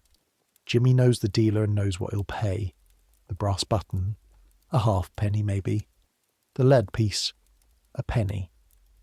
A few other fragments that Jimmy sorts and pockets, assigning values quickly from experience. Total, roughly 10pence halfpenny. Divided 4 ways, just under 3pence each. 3pence. You look at it in your palm. 3pence. For the sewers and the near flood and the smell that's still in your clothes and will be there when you wake up tomorrow. But here's the thing, and it's important that you hear this. You have those coins in your pocket from the sewer work, and today's previous total was 2 shillings and a penny farthing, and that makes today's total, when you add everything together properly, when you do the actual arithmetic, very close to 2 shillings and 8 pence. 2 shillings and 8 pence is a very good day, more than a labourer's daily wage. Not sustainable, not repeatable in exactly this form, but for today, 2 shillings and 8 pence. You did good, Jimmy says. He's wrapping up his equipment, efficient, automatic. The lantern goes back into the bag. The pole is rinsed in the Thames and dried on his coat. He says this the way old Nan said her roots were better on Tuesdays and Fridays, like it's a job opening in a trade with its own skills and its own knowledge, like it deserves to be treated that way. You've got the instincts for it, he says, for reading the water, for moving right. You want to work regularly, I'll take you on. 2 nights a week. You learn the tunnels slow, you build the map in your head before you trust it. Yes, you say. Don't tell your mother for a while, he says, not because you're ashamed, because the worry is harder than the work, and she's got enough to carry. You think about your mother, bent over the table with the turned collars, her hands in their permanent slight inward curl. I know, you say. He nods, and then he's gone, and Large is gone, and Pip gives you a last nod and disappears into the Suffolk dark. You stand for a moment on the embankment. Midnight past. The Thames below, dark and smelling of summer and sewage and time. The city around you, still moving, still breathing, still processing itself through all its thousands of mechanisms, and under all of it the sewers, running, dark, carrying the city's output toward the river. You now know what's down there. You now know what it sounds like when the water starts to rise. You start walking home. The streets at midnight have a different quality than at 4 in the morning. 4 in the morning is pre-dawn, the world holding its breath, the dark reaching its deepest point before it concedes to anything. Midnight is different. Midnight is the peak of the night's life, the tavern still lit, the gin shops doing their best business, the night workers and the night people in the middle of whatever nights they're making. A watchman calls the hour as you pass his beat, 12 o'clock and all's well, in the ritual phrase that hasn't changed in 3 centuries, in the voice of a man who's been saying it long enough that it's stopped having meaning. You know the watchman slightly. His name is Fenwick, and he's been walking this particular beat for 11 years, and has a bad knee that makes the descents into the river alleys difficult, and that he accepts as a professional occupational condition without complaint. You think, as you pass him, about the specific quality of night work, the way night workers know each other across different trades, the watchmen and the night soil men and the Toshers and the bakers who start their ovens at 1 in the morning. A second city, operating in the same streets as the day city but with different rules, less visible, less acknowledged, running underneath everything that the daylight hours claim as normal. You pass a gin shop, just a basement with steps leading down into a yellow light. The sign says gin, 2 pennies for a measure. A woman is sitting on the top step with her back against the doorpost, not asleep and not awake, but somewhere in the specific suspended state that gin produces, her eyes half open and seeing nothing that's in the street. You've seen this your whole life. The gin shops are as much a feature of Bermondsey as the tanneries, and nearly as old.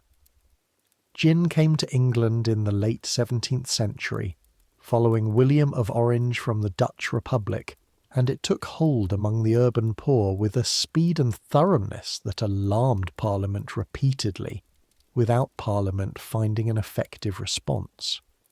The Gin Acts of the 1730s and 1740s tried to restrict access and drove the trade underground for about 4 years before people rioted and the government backed down. In 1858 there are no effective restrictions on gin. You can buy it anywhere. You can buy it cheaper than you can buy clean water. The woman on the steps doesn't look like she's in pain. She looks like she's somewhere that doesn't hurt. That's the gin's specific promise, and it's not a dishonest one. In a life that hurts in the specific ways that the bottom of Victorian London hurts, not hurting, even temporarily, even at the cost of tomorrow morning, has a clear economic logic. You understand the logic. You don't buy gin, but you understand the logic. Further on, you pass a narrow court where a group of men are gathered around something on the ground. Cards, maybe, or dice, or something else entirely. One of them looks up as you pass, his face briefly lit by the lantern at the court entrance, and it's a face that has seen considerable amounts of London in various states. He looks at you. You look away and keep walking. The smell of the city changes slightly at night.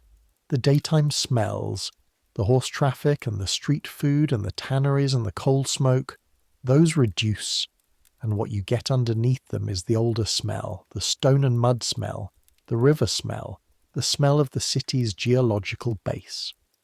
London is built on clay and river sediment and 2,000 years of its own waste. At night, when the surface activity quiets, you can almost smell that beneath everything else. You get home at midnight. The cellar is dark. The candle has been put out. Candles cost money and they're not left burning for the sake of it. You navigate by memory and feel.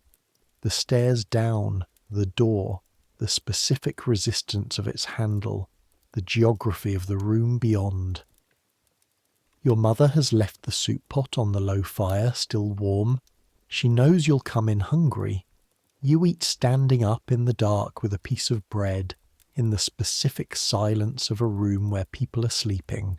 The bread is a day old and has the particular dense heaviness that day-old bread develops, and you eat it with the soup, and it's the best thing you've tasted all day because you're hungry enough for best to be determined entirely by that. Then you lie down. Your brother shifts toward you as you settle onto the mattress, finding the warmth you bring in. He's 7. He doesn't know anything about this day. He knows you go somewhere in the mornings and come home in the evenings. He knows the soup is hot and the cellar is cold and the blanket is thin. His understanding of the economics of his life is blessedly incomplete. He'll learn. You'll try to keep him out of the sewers. Maybe if you work well for Jimmy. Maybe if the foreshore has good weeks. Maybe if the crossing develops into something better. Maybe if old Nan's roots keep producing. Maybe. You close your eyes. The smell of the sewer is still in your clothes. You'll air them tomorrow and it won't entirely go, and you'll wear them the day after anyway. Your feet, unwrapped now, have a cut on the left heel that you didn't feel until you got home. The sediment in the sewer, what Jimmy said. Glass or pottery, small cut. You've cleaned it as best you can with the water from the basin. You'll watch it. Cuts are where things go wrong quickly. You've seen boys lose feet to cuts that went wrong. Not here in the cellar, you mean generally, in the context of the work you all do. The Thames mud is full of everything, and everything includes the bacteria that make an untreated cut into something much worse. But tonight the cut is clean and shallow, and you are home and you are fed, and these 3 things are sufficient.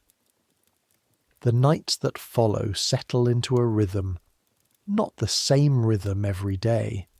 That's the first thing you learn, or keep learning, since the lesson comes around again every time you think you've absorbed it. There is no same day in the Victorian poor economy. There is the general pattern, foreshore in the morning, various work in the afternoon, evenings variable, and within that pattern endless variation. Some mornings the foreshore gives almost nothing. The tide has come in wrong, or other mudlarks got there before you, or the coal barges didn't drop much this week.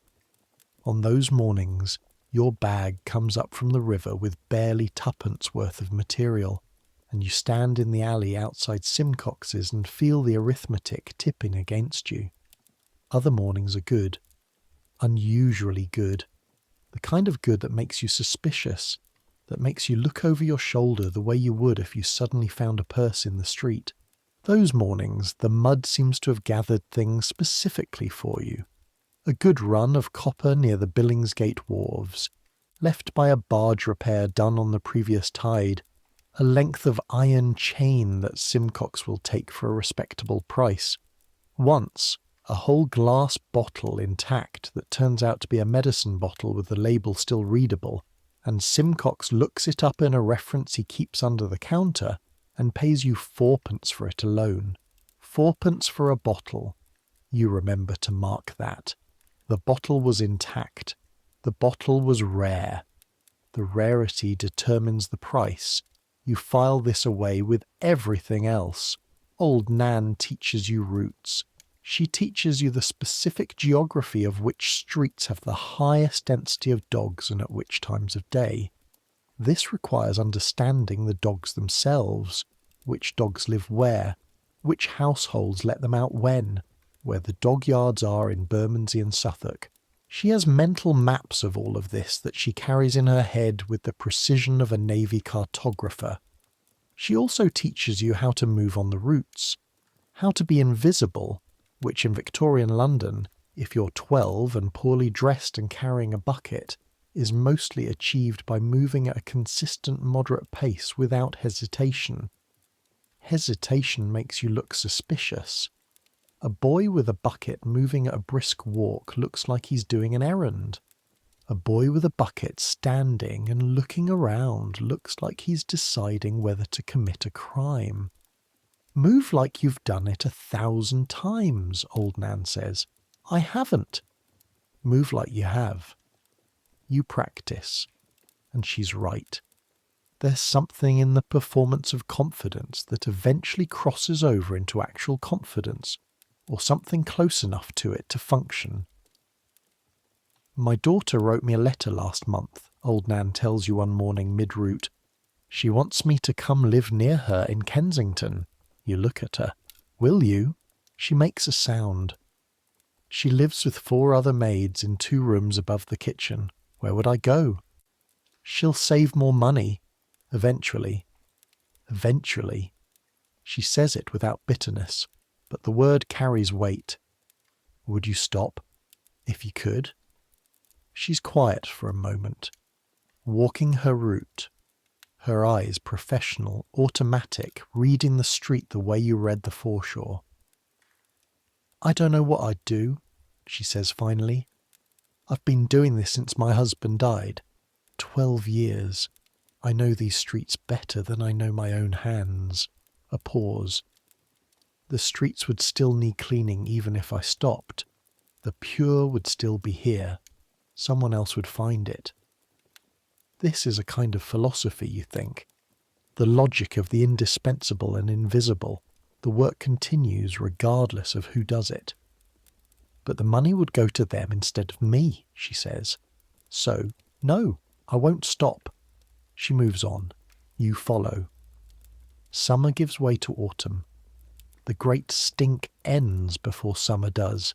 Parliament, driven finally to action by the necessity of being able to sit in their own building, passes Basil Gett's bill in August, and work begins on the great intercepting sewers. You won't see the completion of this work. It takes 12 years and transforms the city entirely. But you know it's happening because Jimmy tells you, and Jimmy tells you because the construction changes the underground geography, and he needs to update his mental map of the accessible sections. The smell on the Thames recedes as autumn cools the air and rain dilutes the river. October brings fog. London fog is not like regular fog. It's a mixture of fog and coal smoke, a yellow-brown atmosphere that reduces visibility to 10 feet and gives everything a specific quality of unreality. The foreshore in fog is disorienting enough that you've developed a technique of counting steps from the bridge stair to your working ground, so you can navigate by count rather than by sight. The cold returns. Mud that was black and warm and thick becomes black and cold and thick, which is marginally better for your feet, but not for much else. November rains flood the foreshore twice in 3 weeks. You lose 2 mornings when the mud is too deep and too fast-moving to work safely. Those mornings you do the crossing instead. The crossing has become more productive as autumn brings worse weather. The mud is deeper, the puddles are broader, the pedestrians are more willing to pay for a clear path across the road. You've developed your technique. You've developed sort of patter, or the beginning of one, brief, not quite words yet. More a gesture and a look that says, I've swept this. I've made it passable. Acknowledge me." The acknowledgement comes more often than it used to. Davies, across the road at his crossing, nods at you one November morning. Not a friendly nod, not an unfriendly one. A professional acknowledgement between people doing the same work. You nod back. Your first trip into the sewers with Jimmy was followed by 8 more over the course of the autumn. You learn the tunnels. He was right that it's a process. You build the map in your head slowly, section by section, each trip extending the known territory by a careful increment. The thing about the underground geography of Victorian London is that it's genuinely complex. The sewers weren't designed. They accumulated. They turn and branch and dead end and double back in ways that reflect 200 years of different decisions made by different people with different objectives. Jimmy knows maybe 15 miles of tunnel. You've covered about 3. But those 3 miles you know well. You know where the water runs fast and slow. You know where the sediment builds. You know the marks on the walls that Jimmy made and the older marks that someone made before him, and the oldest marks of all, chalk, almost invisible, done in a different hand, in a style that doesn't match anything current, that might have been made 20 or 30 years ago by Toshers now dead. Toshers have a mythology. They tell stories about the sewers the way sailors tell stories about the sea, about the things found in the deep tunnels, not just coins and silverware, but objects that have no explanation, that don't match anything from the known surface world. A carved stone that turned out to be medieval, possibly Saxon. A leather-bound book completely preserved in an airless section of tunnel that nobody could read because the script was too old. The skeleton of a horse in a tunnel that couldn't have accommodated a living horse. They tell stories about the Queen of the Rats. The Queen of the Rats is a story, obviously a story, a legend among Toshers. The story goes that somewhere in the deep tunnels there lives a giant rat, old as the oldest sewer, white as bone, who rules all the rats in London. If you find her and spare her life, she'll guide you to the greatest find you'll ever make. If you harm her, the rats will have their revenge. You've seen large rats in the tunnels. You've seen old rats. You've seen rats that seemed to know you were there and showed no inclination to move. You haven't seen anything that looked like a queen. But you don't go looking either. Jimmy, who doesn't believe in the story, nevertheless keeps to a specific section of tunnel, never goes further west than a certain point. You ask him why once. He says, "Because I've never had reason to go further, and that's where the old brick is. Old brick means unpredictable structure. Unpredictable structure means I don't go there. Practical, entirely practical, and yet you don't go there either. December. The cold is serious now. The Thames foreshore in December is a specific kind of physical punishment. The mud doesn't freeze, the salt content prevents it, but the air does, or close enough. Your feet lose feeling within 2 minutes of hitting the mud. Your hands, which have to go into the mud to retrieve anything too small for the pole you've now made yourself, a staff of ash wood with a bent nail lashed to the end, go white and painful within 5 minutes and useless within 10. You've developed a system. 5 minutes on the mud, hands working. 5 minutes off, hands tucked into your armpits, walking briskly, letting the circulation find its way back. 5 minutes on.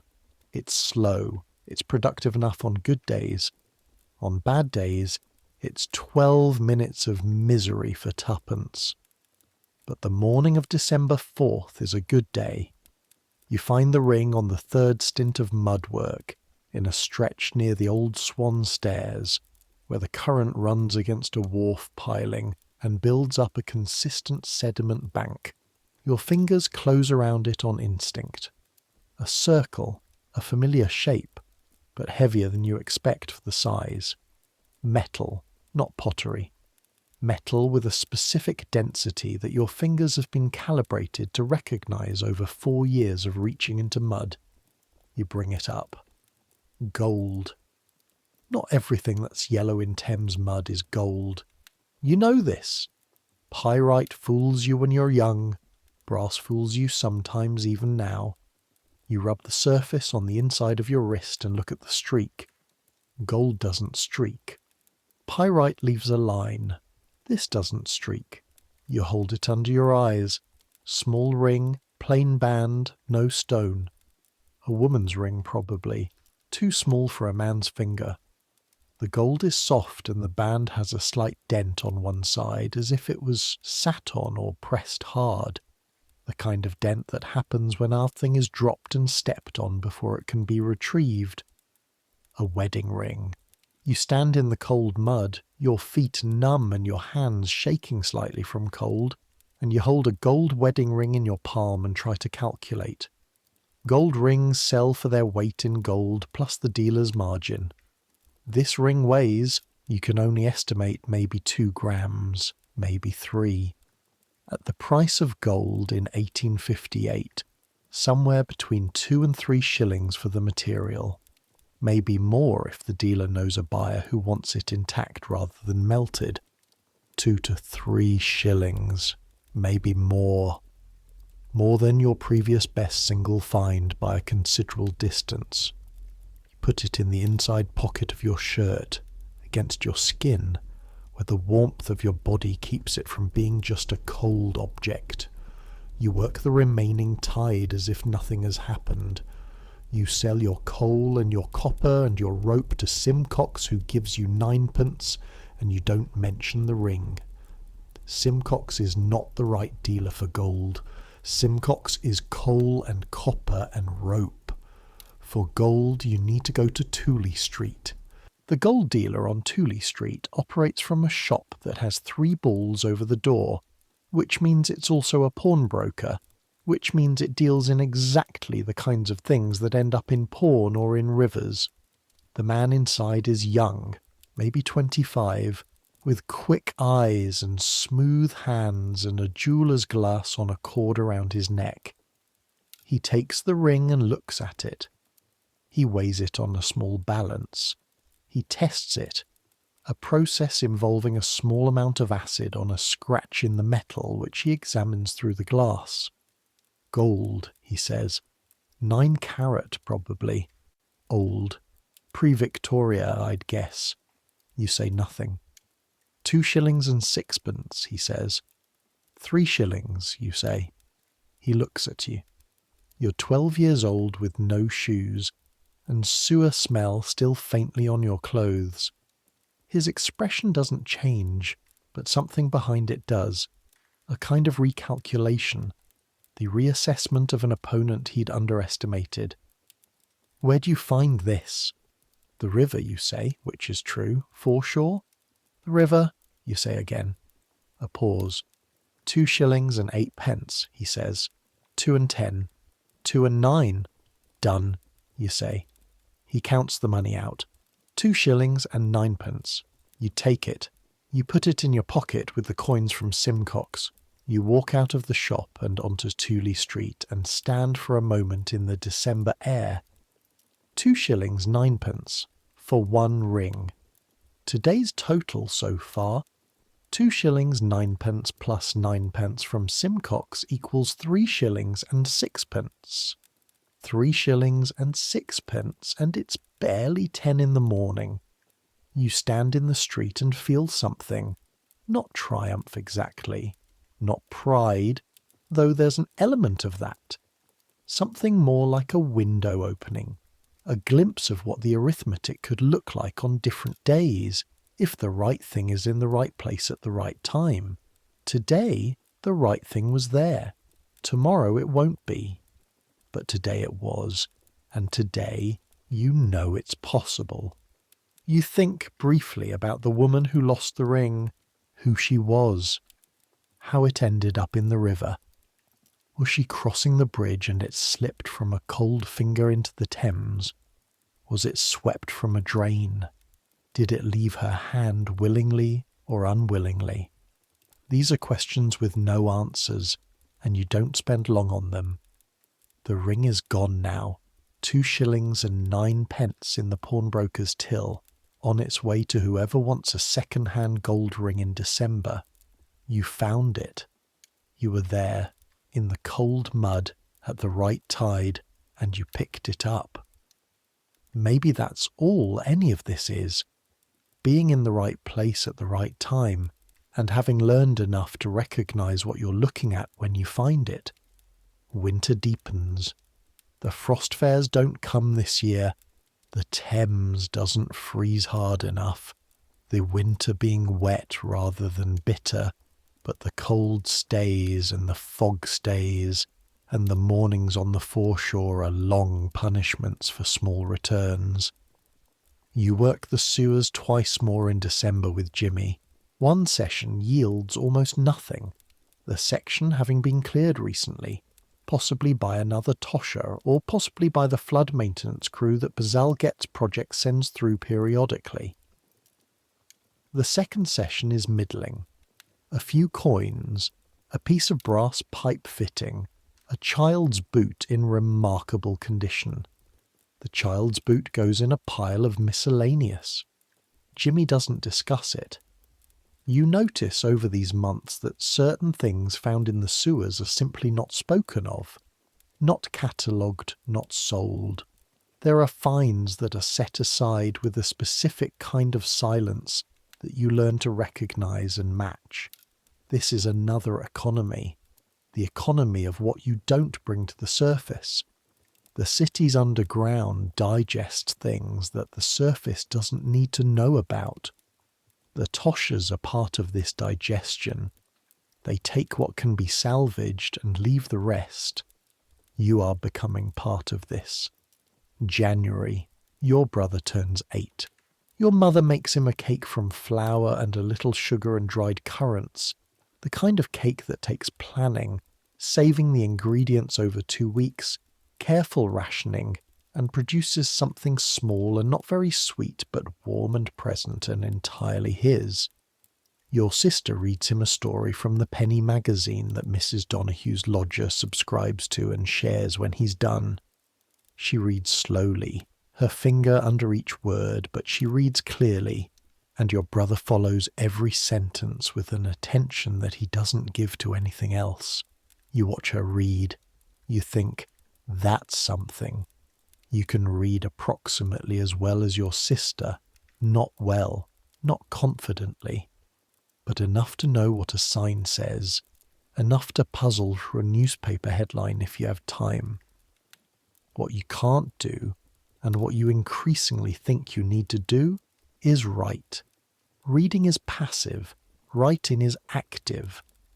Writing is the ability to make a record, to send a message, to claim authorship of your own thoughts. Writing is, and you don't have the word for this yet, but you sense it all the same, something like agency, something like occupying space in the world that you've made yourself rather than been assigned. You ask Mrs. Donohue's lodger if he'll teach you. His name is Mr. Perch, and he's a clerk in a counting house in the city, and he's 20 years old, and has a slightly befuddled, good-natured quality that probably limits his career advancement, but makes him an excellent informal teacher. He teaches you on Sunday evenings, when the law's no-work rule gives him time and your work is done.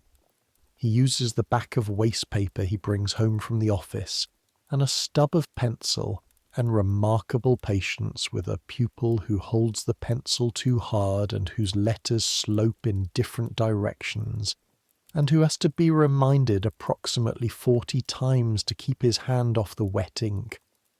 By March you can write your name. By April you can write a sentence. By June, 6 months from when you asked, 6 months of Sunday evenings in the back room while the city goes about its business outside. You can write a note to old Nan explaining that you'll be late on Tuesday because the tide runs late and the foreshore window is short. Old Nan reads it and looks at you. You wrote this, she says. Not quite a question. Yes.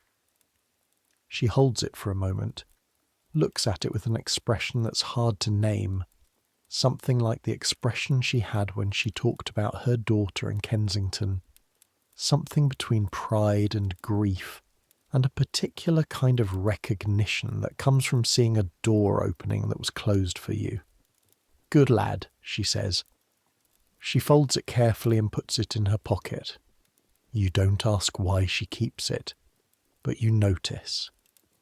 Spring comes to Bermondsey with a specific quality that has nothing to do with flowers.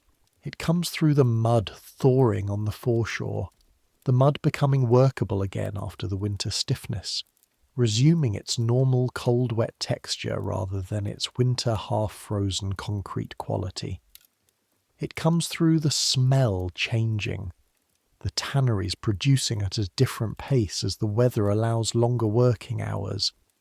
It comes through the street sellers returning to positions they'd abandoned in the worst of winter. You've been in London for just under 2 years now. You arrived from the countryside, from a village in Hertfordshire that feels increasingly theoretical, increasingly a place that existed in a different life at the age of 10, with your family, after your father's position as an agricultural labourer became non-existent following a bad harvest, and a landlord who had no patience for bad harvests. You were 10. You're now 12, nearly 13. You came to London with no skills relevant to the city, and you now have mudlarking, the foreshore geography, the marine store relationship with Simcox, the pure finding routes and technique, the crossing knowledge, the basic sewer navigation, and the ability to write a simple note. Some things you try and don't continue. That's also a skill, recognizing when to stop. Spring also brings a specific problem. Your father comes home, not from prison. He'd been released in November and had found work in the borough and had sent irregular small amounts of money through the winter. This is different. He comes home to live, which means the cellar now has 7 people in it instead of 6, which is a difference that sounds small and isn't. Your father is a man changed by 8 months in Millbank prison, though changed in ways that are difficult to articulate precisely. He is quieter than before, more watchful. He has a specific quality of attention, alert in a way that can read either as wariness or as resolution, depending on the day and depending on what he's looking at. He looks at what you've been doing to survive. He doesn't say much about it the first week. Your mother has briefed him, and he's absorbing. The second week he asks you to take him to the foreshore. You take him. You show him the technique. He watches you work for 2 hours and says very little, and at the end asks several precise practical questions about Simcox and the prices and the material value of what you've found. You know this well, he says. I've been doing it for 2 years. You've been doing it since you were 10. Something in his voice, not quite guilt, but adjacent to it, sharing a wall with it. Someone had to, you say. He's quiet. I could have done it better, you say, if you'd taught me to read and write sooner. This is the sharpest thing you've said to him since he came home. You're not sure where it came from exactly, only that it's been there for a while waiting. He doesn't react the way you brace for. You're right, he says. You look at him. I should have. He's looking at the river, at the black mud and the distant shimmer of the water beyond it. I didn't think it mattered. Where I grew up nobody could read. It didn't seem to... He stops. I was wrong. You stand on the foreshore, both of you in the cold mud, the Thames moving around you with its ancient indifferent tidal patience. "Are you learning now?" he asks. "Mr. Perch has been teaching me since January." "Mr. Perch?" He tries the name. "The lodger upstairs." "Yes. Can you teach me too?" This possibility hadn't occurred to you. A 12-year-old teaching his own father. The logic of it is slightly dizzying. All the lines of authority bent in a direction they're not supposed to go. All the usual hierarchies of the household folded back on themselves. But also, obviously, yes. Yes, you say. Good. He picks up a piece of coal from the mud near his foot, weighs it in his hand. The gesture is almost unconscious, the reflex of a man used to evaluating material by touch. He looks at it for a moment, then hands it to you. Show me what else to look for. Summer returns. The smell returns with it. The great stink was 1 year, its own particular extreme, and this summer is hot but not as catastrophic. Bazalgette sewers are under construction now. You can see the works from the bridge, the massive excavations changing the geography of the riverside, the mountains of displaced clay, the gangs of navvies with their shovels and barrows working in shifts around the clock. The work takes years. In the meantime, the Thames is still the Thames, still receiving the city's output, still exposing it at low tide. You still find coal, still find copper, still find occasional small treasures in the sediment. In the summer you find a piece of carved ivory, small, a handle perhaps. The carving depicting something foliate, leaves or vines wound around each other in a pattern that must have taken someone a long time, that the man in the pawnbroker on Tooley Street identifies as probably 18th century, possibly earlier, possibly worth something to the right buyer. He gives you 4 shillings for it, which is the most you've ever received for a single find. 4 shillings. You hold them for a full minute before giving your mother 3 and pocketing 1. Your mother doesn't comment. The arithmetic speaks for itself. That autumn, 2 things happen that change the calculation. First, your father finds steady work as a porter at a borough market. Not the kind of daily labour that disappears when the weather turns, but a regular position with a regular employer, 3 and 6 a week, almost double what the mudlarking has been averaging in its leaner periods. The seller becomes less desperate, not comfortable. That's not the right word. But less desperate in the specific way that matters, which is that the daily arithmetic stops having quite so little margin for error. Second, Davies, the boy with the Gracechurch Street crossing, gets himself apprenticed to a dyer in Southwark. His uncle knows the master. It's a real opportunity, the kind you recognise even from outside, the kind that looks like a door opening, and Davies takes it without hesitation. He leaves the crossing in September. You take it the morning after he's gone. Not with drama. You simply show up and begin sweeping, and when the first pedestrian comes through, and you sweep a clear path and they give you a penny, you've established the claim. Nobody challenges you. The smaller operators know the hierarchy. You've been doing the side crossing for more than a year. You're a known presence in the area. The transition is read by everyone as orderly succession. The Gracechurch Street crossing is worth twice the side crossing, maybe more on good days. Within a month, the crossing is earning you 5 to 7 pence on a typical day, 10 or 12 on a cold, muddy day when the well-dressed want desperately not to ruin their boots. And between the crossing, the foreshore, and the occasional sewer work with Jimmy, now reduced to once a week, after a section he trusted collapsed and took 2 Toshers with it. Both survived, but it changed his risk calculation in ways he discusses with a directness that you appreciate. Your weekly total begins to regularly exceed 8 shillings. 8 shillings a week for a child of 13 in 1859 in Bermondsey. Not wealth, not anything close to wealth, but the arithmetic has stopped tipping quite so hard against you. There is an evening that autumn that you remember afterward as one of the specific evenings, not because anything dramatic happened, but because of its quality. Your father has been teaching himself to read slowly with your help and Mr. Perch's. Your brother has started going to the ragged school 2 mornings a week, the free schools for children without the means for proper education, and comes home with fragments of learning that he displays with enormous pride.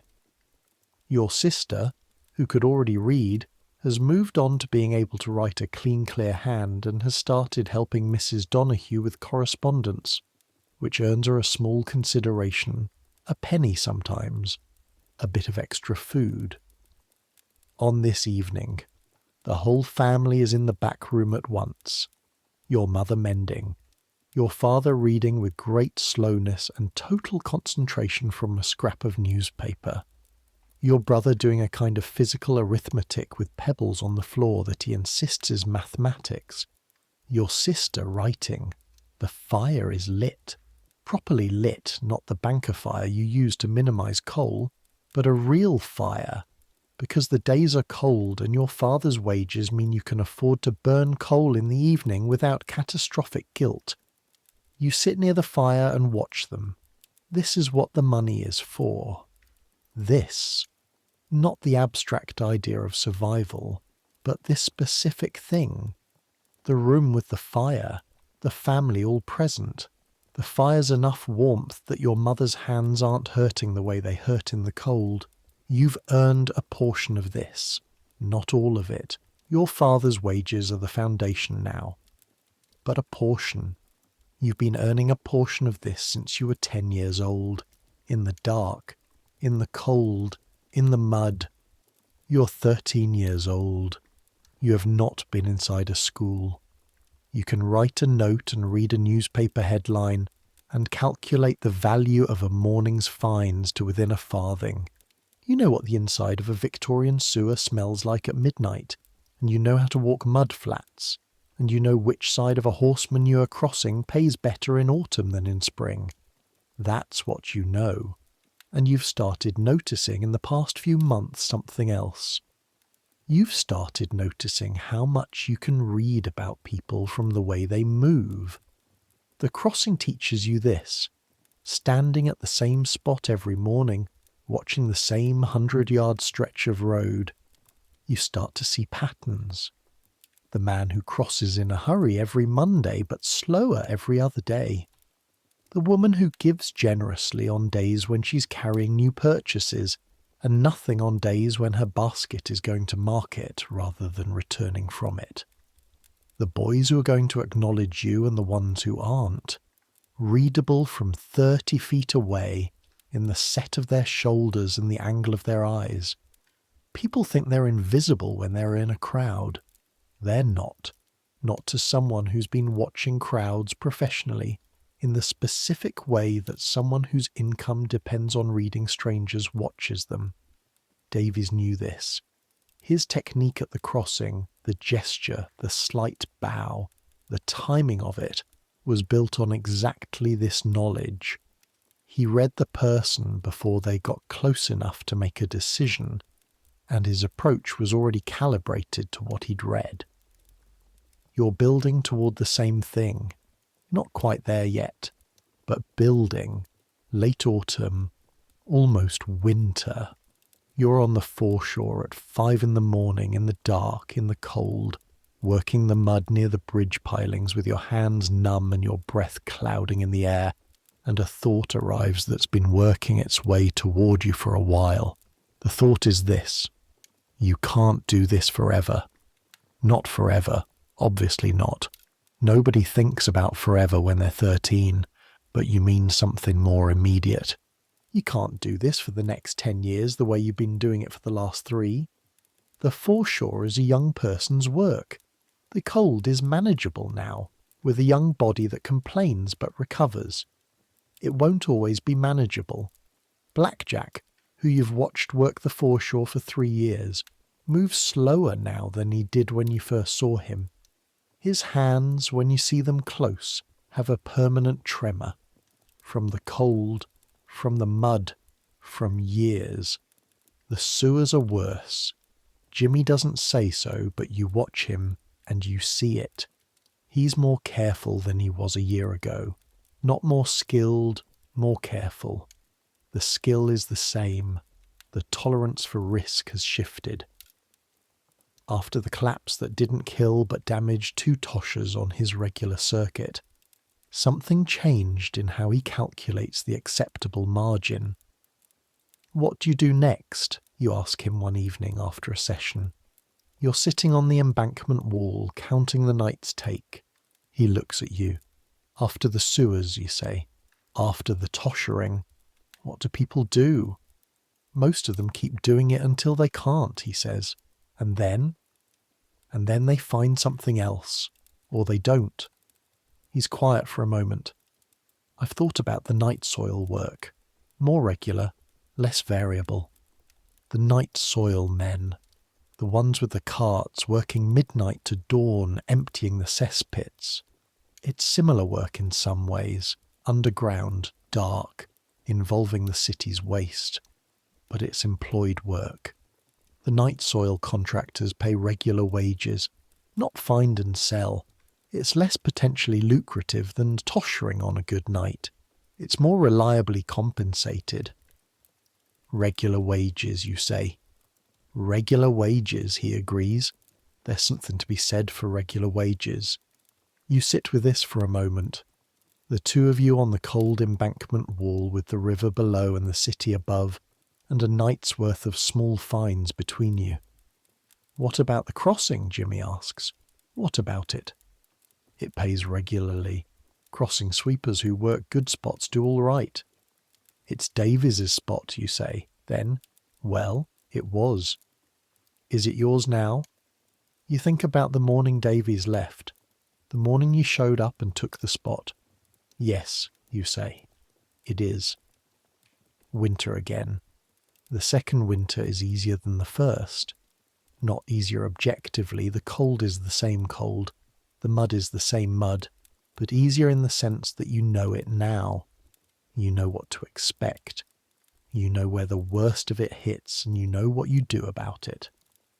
There's a difference between enduring something you understand and enduring something you don't. The first winter you didn't understand. You just survived. The second winter, you understand the shape of it, and that makes it survivable in a different way. Your father teaches himself to read well enough by February to work through a whole newspaper article with only 2 questions to you. He reads an article about the ongoing construction of Bazalgette's sewer system, the great intercepting sewer, still years from completion but visibly progressing, and asks you what you think it will mean. "For the foreshore?" you ask. "For everything." You think about it.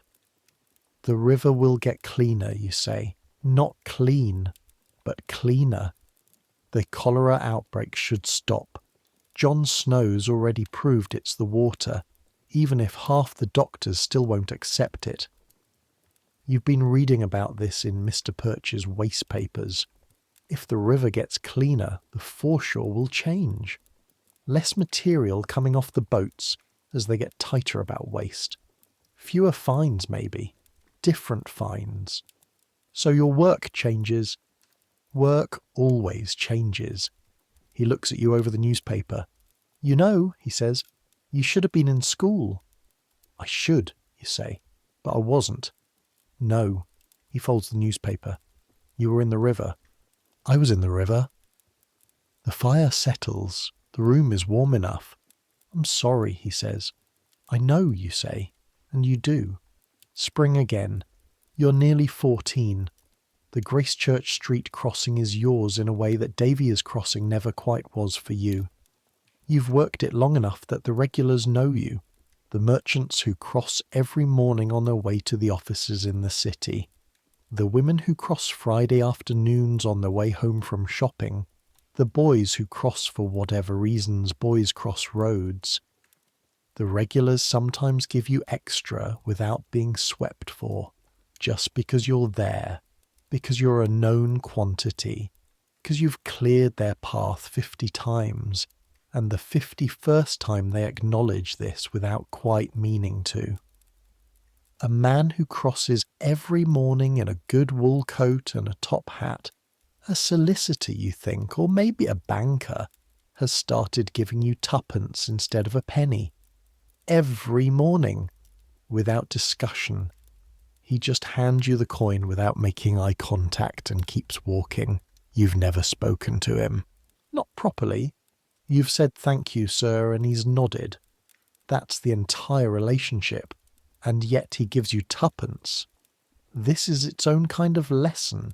Not about charity. You don't experience it as charity, and he probably doesn't intend it as charity. But about the way value accrues. You've shown up every morning. You've cleared the path. You've been reliable. And reliability, even in this tiny specific context, has a value that eventually gets recognised. Not loudly, not formally, just tuppence instead of a penny. But there it is. One morning in April, he stops, not to cross. He crosses first and then he turns around, which is unusual enough that you notice it before you understand what it means. "Boy," he says. "Sir, how long have you been working this crossing?" "Since last September, sir. Before that I had the side crossing on Fenchurch Street for a year." He looks at you. You're used to being looked at without being seen. This is different. He's actually looking at you, and the looking has a quality of assessment that's different from the assessment of someone calculating whether to give a farthing. "How old are you?" "Nearly 14, sir." "Can you read?" "Yes, sir, and write." Something in his expression shifts, a recalibration. "Who taught you?" "A clerk, Mr. Perch. He lives above us." A pause. He looks at you for another moment in that attentive way. "I have a nephew," the man says, "who is in need of a boy, a general clerk's boy for carrying messages and packages and doing small tasks in the office. It pays 4 shillings a week, regular. It's not skilled work, but it's regular." You look at him. 4 shillings a week, regular. The word regular lands with a weight that you've learned to recognise over the past 3 years. It means you can plan. It means the arithmetic has a flaw. "The office is on Cornhill," he says. "You'd need to be presentable." "I could be presentable, sir." Another pause. He looks at you with something like pity and something like calculation, and something else underneath both of those that you can't quite name. Something that might be a kind of respect for the fact that you've been standing at this crossing every morning in every weather and doing the work reliably, and asking nothing beyond the standard acknowledgement. "It's my nephew's business," he says. "He's a young man. He's building a practice. He needs reliable people." He looks at you steadily. You seem reliable. You think of old Nan's roots, of the chalk marks in the tunnels that Jimmy uses to navigate in the dark, of the 10-pence farthing from your first full day's work, counted out in the palm of your hand outside Simcox's shed, of your brother doing arithmetic with pebbles, your sister's clear handwriting, your father reading the newspaper in the firelight. "I am reliable," you say. "Come to the office tomorrow," he says. He gives you an address. "Ask for Mr. Hartley. Tell him Mr. Clement sent you." He crosses back to his side of the road. He doesn't look back. He's already thinking about something else, already moving forward through his day, the interaction filed away under. Done. You stand at your crossing with your broom. You don't immediately sweep anything. You just stand there in the morning traffic of Gracechurch Street and think. 4 shillings, regular, Cornhill.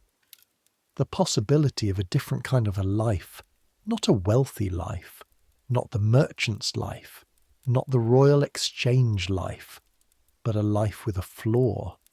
A life where you don't wake before the sun to wade into cold mud and hope the tide has been kind. The crossing doesn't need you forever. The foreshore doesn't need you forever. The city doesn't need any one person forever. This is not a comfortable thought when it arrives cold, but it's a liberating thought if you turn it the right way. If the city doesn't need you, you can choose what to give it. You have a choice, not a wide choice, not the choice of the solicitor in the good coat or the merchant at the Royal Exchange, but a real choice. More than your mother had when she arrived in the city with her mending hands and her adaptable silence. More than the woman who spent 12 years on Old Nan's roots. More than the pure finders before her. More than the Toshers who built maps of tunnels they'd never get paid to describe. A door is open. You pick up your broom, you sweep the crossing one more time for the woman in the blue cloak who needs to get across. She gives you a penny, you take it. Tomorrow you go to Cornhill, but today you're still here. Still the boy with a broom on the good crossing. Still the mudlark who gets up before the sun. Still the person who knows what the inside of a Victorian sewer sounds like when the water starts to rise. None of that disappears when you cross a threshold. You carry it with you. That night is a mild one for April, or the cellar is not warm but not unbearable. Your brother is asleep. Your sister is reading by candlelight, a novel obtained from somewhere, the pages soft from other hands. Your father is writing something in the slow, careful hand he's developed over a winter of practice. Your mother is sewing. You lie on the mattress and stare at the ceiling and run through the day's arithmetic one more time. The crossing, 8p. Good morning, good weather. The morning foreshore, 6p farthing. Decent coal run. No pure finding today. No sewers this week. Total, 14p farthing. Just over a shilling.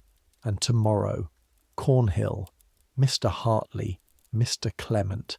The possibility of 4 shillings a week and a different kind of life.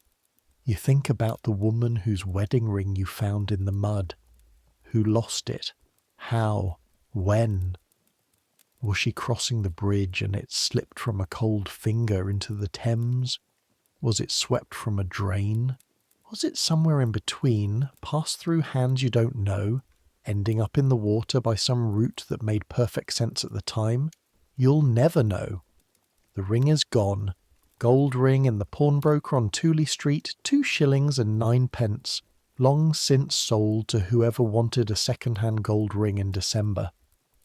But you found it. You were there, in the cold mud, in the right place at the right time, and you picked it up. Maybe that's all any of this is. Being in the right place at the right time, and having learned enough to recognize what you're looking at when you find it. The sounds of the street above come through in fragments. A horse going by slowly. A shout from somewhere down the road. Indistinct. The distant sound of a night watchman's rattle, several streets away. Your sister's candle gutters. She puts it out and lies down. The cellar settles into darkness. Your mother stops sewing. Your father puts down whatever he's writing.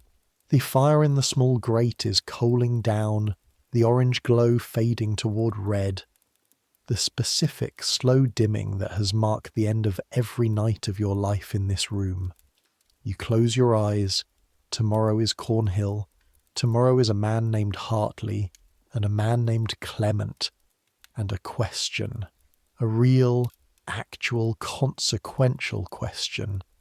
About whether a boy from a Bermondsey cellar who can read and write and calculate and work and get up before the sun and navigate underground tunnels and talk to marine store dealers is the kind of reliable person someone wants in an office on Cornhill.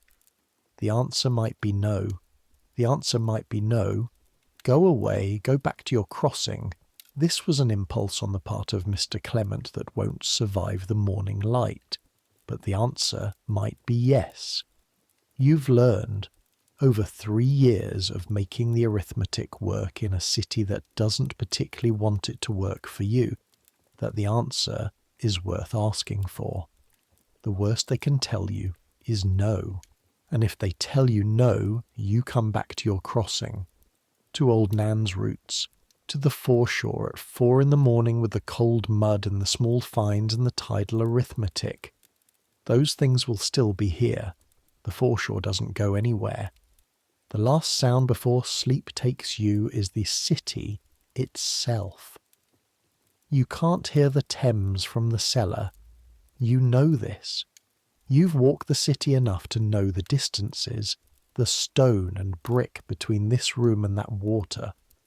But you think you can hear something like it sometimes, or some version of it. The city's collective sounds, the waterborne sounds of a port moving through its nighttime operations, something that carries in the right conditions through the dense air, through the walls, through the specific quality of attention that 3 years of working before dawn have given you. Let it come. Let the sounds of the street above you fade, the last cart going by, the watchman's rattle 3 corners away, the distant clatter of the bakehouse beginning its morning work 3 hours from now.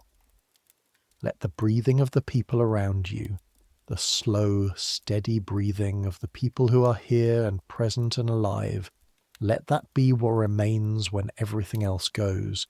Your mother, your father, your sister, your brother, all of them breathing. That's what the arithmetic was for. Every penny counted at Simcox's shed, every bucket carried for old Nan, every farthing picked up from the mud where a man dropped it because he didn't think it was worth bending down for, every cold morning on the foreshore, every dark passage in the tunnels, every noon at the crossing in the rain.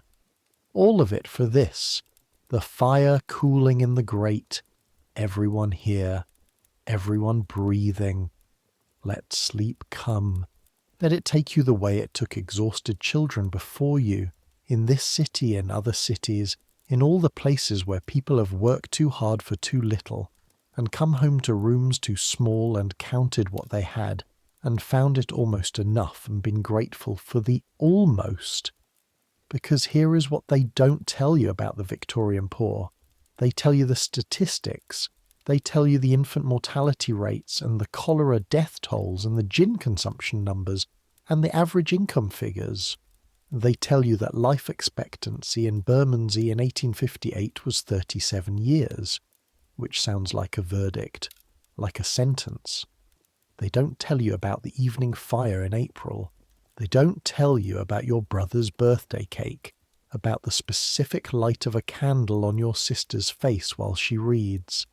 They don't tell you about the moment on the foreshore when your father, who has not said sorry easily in his life, says it and means it, and you accept it and mean that too. They don't tell you what it feels like to write your name for the first time and see it on the paper and know that you put it there and that it will stay there after you step away from it.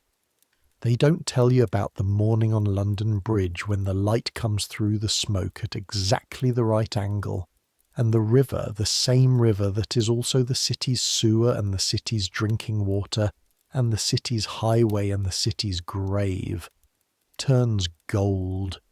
All of that is also true. Both things are true. You close your eyes. The city continues without you for a few hours. It always does. This is the thing about the greatest city in the world. It doesn't need you every minute. It needs you at 4 in the morning and at 8 and at noon at your crossing, and occasionally at 9 at night at the sewer entrance. It needs you at those specific times and places. Right now, it doesn't need you. Right now, the city is doing its city things. The night people working, the bakeries starting their ovens, the tidal Thames uncovering the foreshore for whoever arrives first in the morning, and none of it requires your specific presence. You can sleep. The centuries will pass over this city and it will change in ways you can't imagine. The mud will still be there. The river will still move in and out with the tides.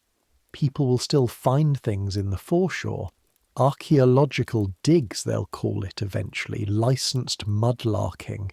People in good boots with metal detectors on weekend mornings, looking for exactly the kind of things you were looking for. They'll find the city you knew, a copper rivet, a piece of Victorian pottery, maybe even a coin from the year you were there, worn smooth and dark with mud, still holding the shape of whatever king or queen was on the face. But people will still need to make things work, will still count the pennies, will still look for ways to earn enough to have bread tonight and more options tomorrow, will still do the arithmetic of what they have versus what they need and figure out what to do about the gap. Some things don't change. The arithmetic of survival doesn't change. You've been doing it since you were 10. You know how it works. You know how to find what's there. You're warm enough, fed enough, safe enough. You have a roof, if a thin one. Work, if not always dignified work. A family around you, all present, all breathing. That's more than a lot of people have. That's enough. Tomorrow is different. Tonight, just this. Let the sounds go. Let the breathing of the people around you be the last thing you hear. The slow breathing of your brother, who is 8 years old and still sleeps as if the world is something he trusts completely. The steadier breathing of your mother, who trusts nothing completely and has earned the right to that wariness, but who sleeps anyway, because sleep is not a luxury. Sleep is how the body insists on continuing. The near silent breathing of your sister, who will wake in the morning and write something down, whose hand already moves across paper with a confidence that takes years to build, and that she built without anyone telling her she was building it. Your father, who is learning to read by firelight, and who said sorry, and who picked up the coal from the foreshore mud and asked you to show him what else to look for. Let them all breathe. Let the fire go cold. Let the city go about its business. Let sleep take you the way the tide takes the foreshore, slow and total and without argument, covering everything that was visible, making the world smooth and dark and quiet. You're warm enough, fed enough, safe enough. That's enough. Good night.